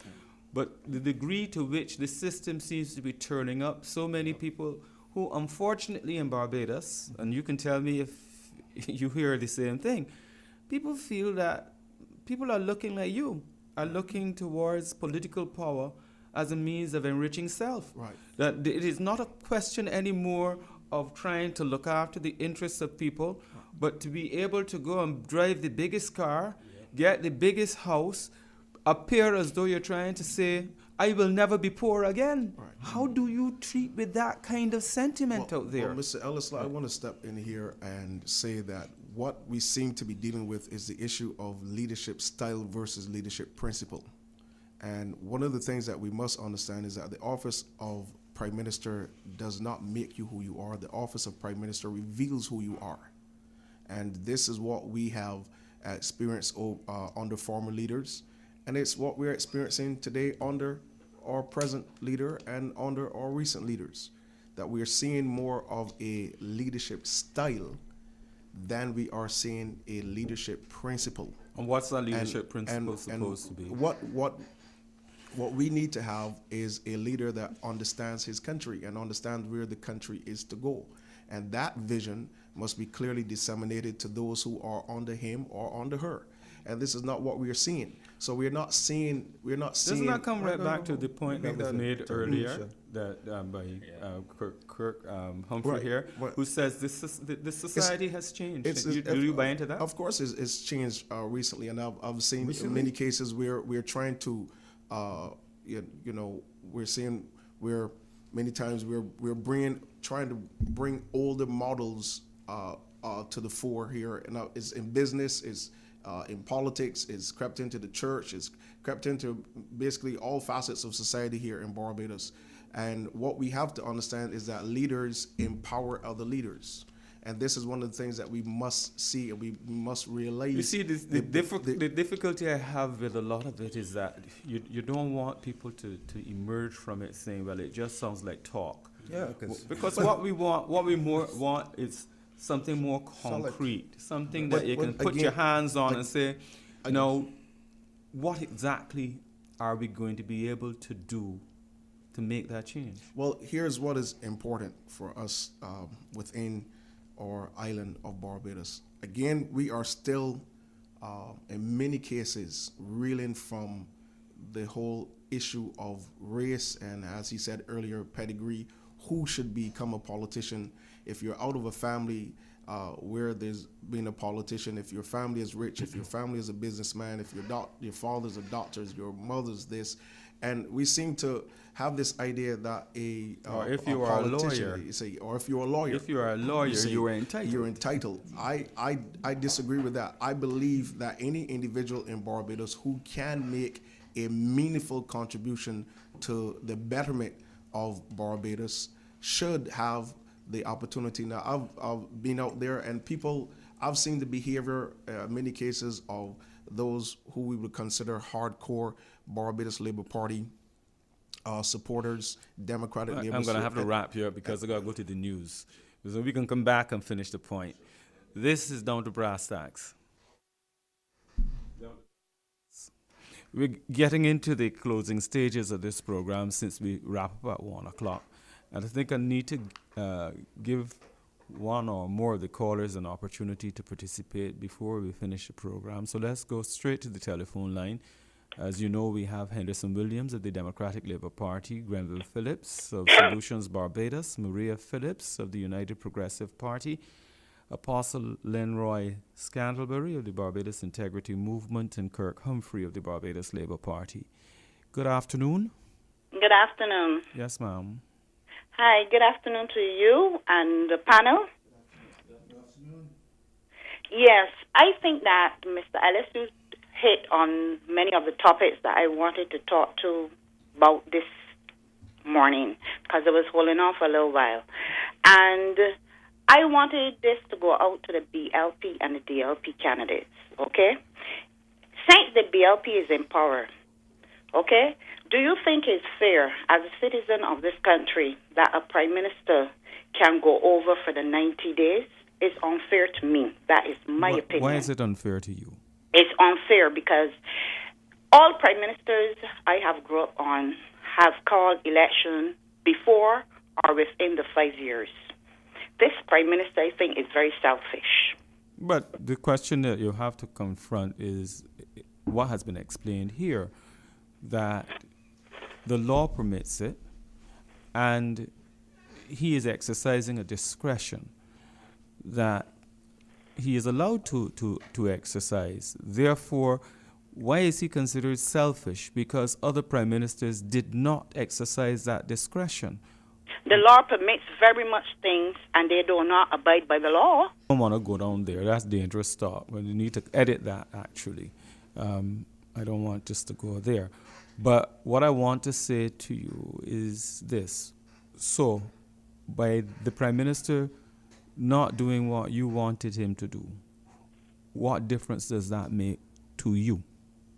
I want to know if when the BLP if they get into power, which I hope they do, if they are going to change that constitution and put that even if you go over the 5 years, you should not go over 5 years and 90 days. You should go over at least 21 days. Why? What's the magic of 21 as opposed to 90 for you? Because at least, in my opinion, at least I think that you can give the person a little more time, okay? But 90 days is too much. You think it's too long? It's too long. All right. Well, let's get some reaction. Let me take another call before we get a reaction to that, because maybe by the time we get reactions from all five, that's going to take up all the time. So let me get another call. I hope that the panelists will take note of that, the 90 days being too long, and she prefers 21. Let's take another call. Hello? You're on the air? Down to Brasstacks. Hello. Hi, good afternoon, Mr. Ellis. Yes, how are you? Well, I am distressed, Mr. Ellis. Explain. I don't understand how you could bring in 5 groups in a shortened program, Mr. Ellis. I expect that if you bring in 5 groups, that you would extend it to a 5-hour program. And I've been complaining for the longest time, asking you, Mr. Ellis, to put the list of the moderators in the Sanderson and the time so that you can plan your week to suit. Now, I know here you say for the first one, the program going to 1 o'clock, because I expected that at least it would be going till 2. Right? So yesterday was looking to get you. No, today was looking to get Mr. Wickham. So all two have been disappointed. When Mr. Wickham coming this week, Mr. Allen? I don't think he's coming this week. See, now all of that should be, you should know ahead so you can plan your week to suit. Now, I kept yesterday and today free to deal with the two of y'all, now to hear that. I didn't get you yesterday, no, he ain't coming today. No, today you got in guests. Because you know that once you have in guests, they try to avoid calling because they figure that you've got enough discussion going. But I was wrong. Wait, no, you can extend the program to 5 hours. You can't add on 2 more hours. Not today. Don't forget that we have the young people in their sports and that sort of thing, and we are committed to that.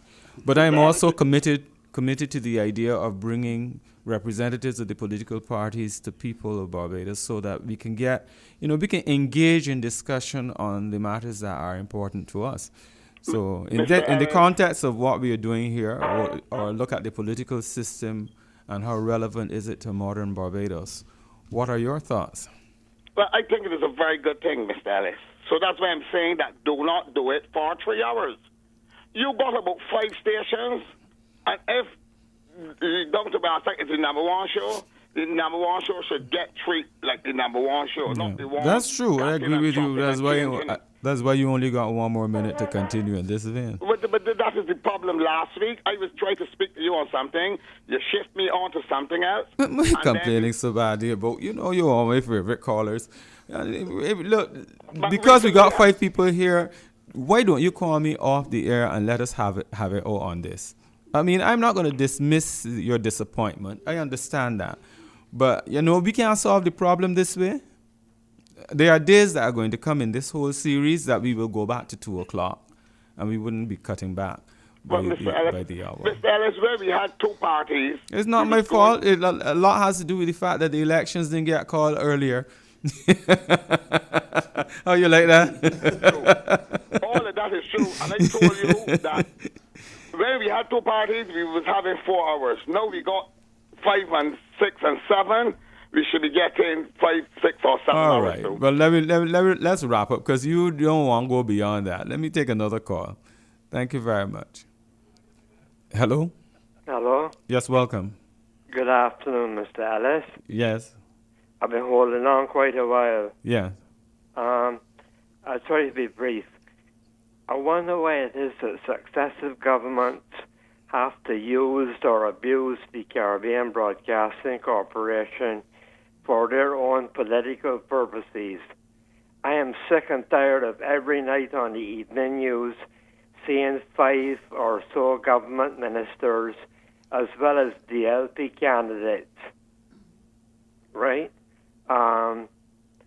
Something else. Why is it that when I'm holding on to get through, there's no broadcast on the telephone? We're trying to work on that for you. Other people have complained about it. Previously, you were able to hear in the background, right, even though there was a delay system in place. But we'll see what we can do. The issue of CBC, I don't know who wants to take that up, but how the state broadcaster has been used over the years for narrow partisan political gain, while under the guise of saying that you're using it for national development, is something that I have heard complaints about from the time I came into journalism in Barbados back in the 1970s. And it hasn't changed. And there was a slight improvement. Well, I would say a significant improvement in one period under the Labour Party, one of their administrations. But generally speaking, can we expect anything different from these political parties that are here? Granville Phillips from Solutions Barbados, would you use CBC any differently? Right. Our plan is to depoliticize the entire civil service. So it will be properly managed so that it won't be politicized. What that means? It means that you won't have... Right. It means that you're not giving consideration to persons based on their party affiliation. And anyone who does approve or reject or delay any application or operating in a partisan manner like that will be fired and lose their pension. There's already a provision for that in the laws of Barbados, that if you're fired, you lose your pension. Given political considerations like that, will qualify would it for mean, that. for instance, that properly manage it? That you wouldn't see you get more time on radio and TV than anybody else? If that does happen, then according to the ISO system, someone complains about it and the root cause of that is determined and it won't happen again. Okay. That's what ISO is all about. If people complain and then you find what the root cause of that complaint is and you address it in all parts of the civil service. UPP? CBC? How would you use CBC in today's world? Unfortunately, I can't speak to the length in terms of our policies coming about CBC, but I do know that one of the policies that we're looking at is opening up to have a greater level of transparency. So I believe that will, in terms of licenses, so that will also allow there to be, in terms of persons being able to not be so political within in terms of the media, in terms of the CBC in that regard. And from BIM, Apostle Scantlebury. Let me say, Ms. Ellis, that we've seen that CBC has been used in many cases over the years, in not just within the framework of elections, but outside of elections in a way that does not suggest a level of fairness. And I think the time has come, since we are living in a different age, I think the time and understanding where we're going as a nation and what needs to be done, the time is here for all of these entities to operate on a higher standard, on a higher level, and to make sure that there is fairness right across the board in our political and our election process. Well, how does fairness clash with politics? Well, let me say this. When I first ran in 2013, the media called me and said they were being told by both parties that I was being given too much airplay and I was paying for my ads. And so that's what I'm talking about when I speak in regards to fairness. I don't think a political party should be concerned about what another is doing if they are making payments for what they're doing.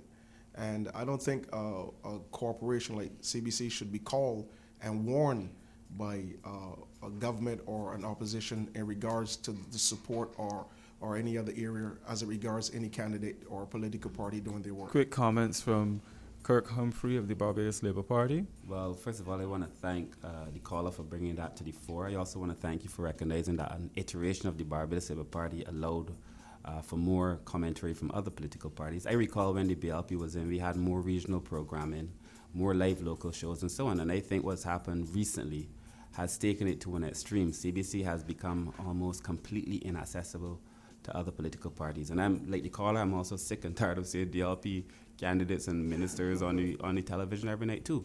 But also the first caller, who I want to thank for her support, who spoke about the 90 days being too long and whether we should have 21 days or not. We have suggested that perhaps there's a time for a conversation around a fixed date for elections. And I think it is very important that we have that conversation as part of the many conversations we will have with the Barbadian public. And from the Democratic Labour Party, Henderson Williams. Yeah, just to note that I've seen both sides. I've seen the Barbados Labour Party, and I've seen the Democratic Labour Party in terms of all that. I saw the rubbing shoulders program, and maybe a little bit too much of it. But that's all, part of it. And when a particular party is in power, certainly they, to some extent, will control the media, to some extent, not totally. That's acceptable for you? Not block out anyone, but that's the way it is. As a young man, this is an acceptable approach for you? No, but you see, at the end of the day, it's really sometimes based on our opinions and our views or shape. If you're out, you say all ill, because I might say acceptable? I might say it's not acceptable to be having to, go through and swim through the tremendous amount of negative stuff that the Barbados Labour Party is putting on social media, because that's one of their channels. But it is what it is. And we're in a democracy. Certainly a democracy in some form that has existed. The difference is the taxpayers of Barbados support an entity like CBC, and that's where the concern arises at. If the taxpayers $9.2 million, but what is fair? That's the point. I heard the apostle say fair means that if I'm paying. Well, we know fairness. You know what fairness is? Fairness is having all 5 of you here today. All 5 of you here today. All 5 of you here today. All 5 of you here today. All 5 of you here today. All 5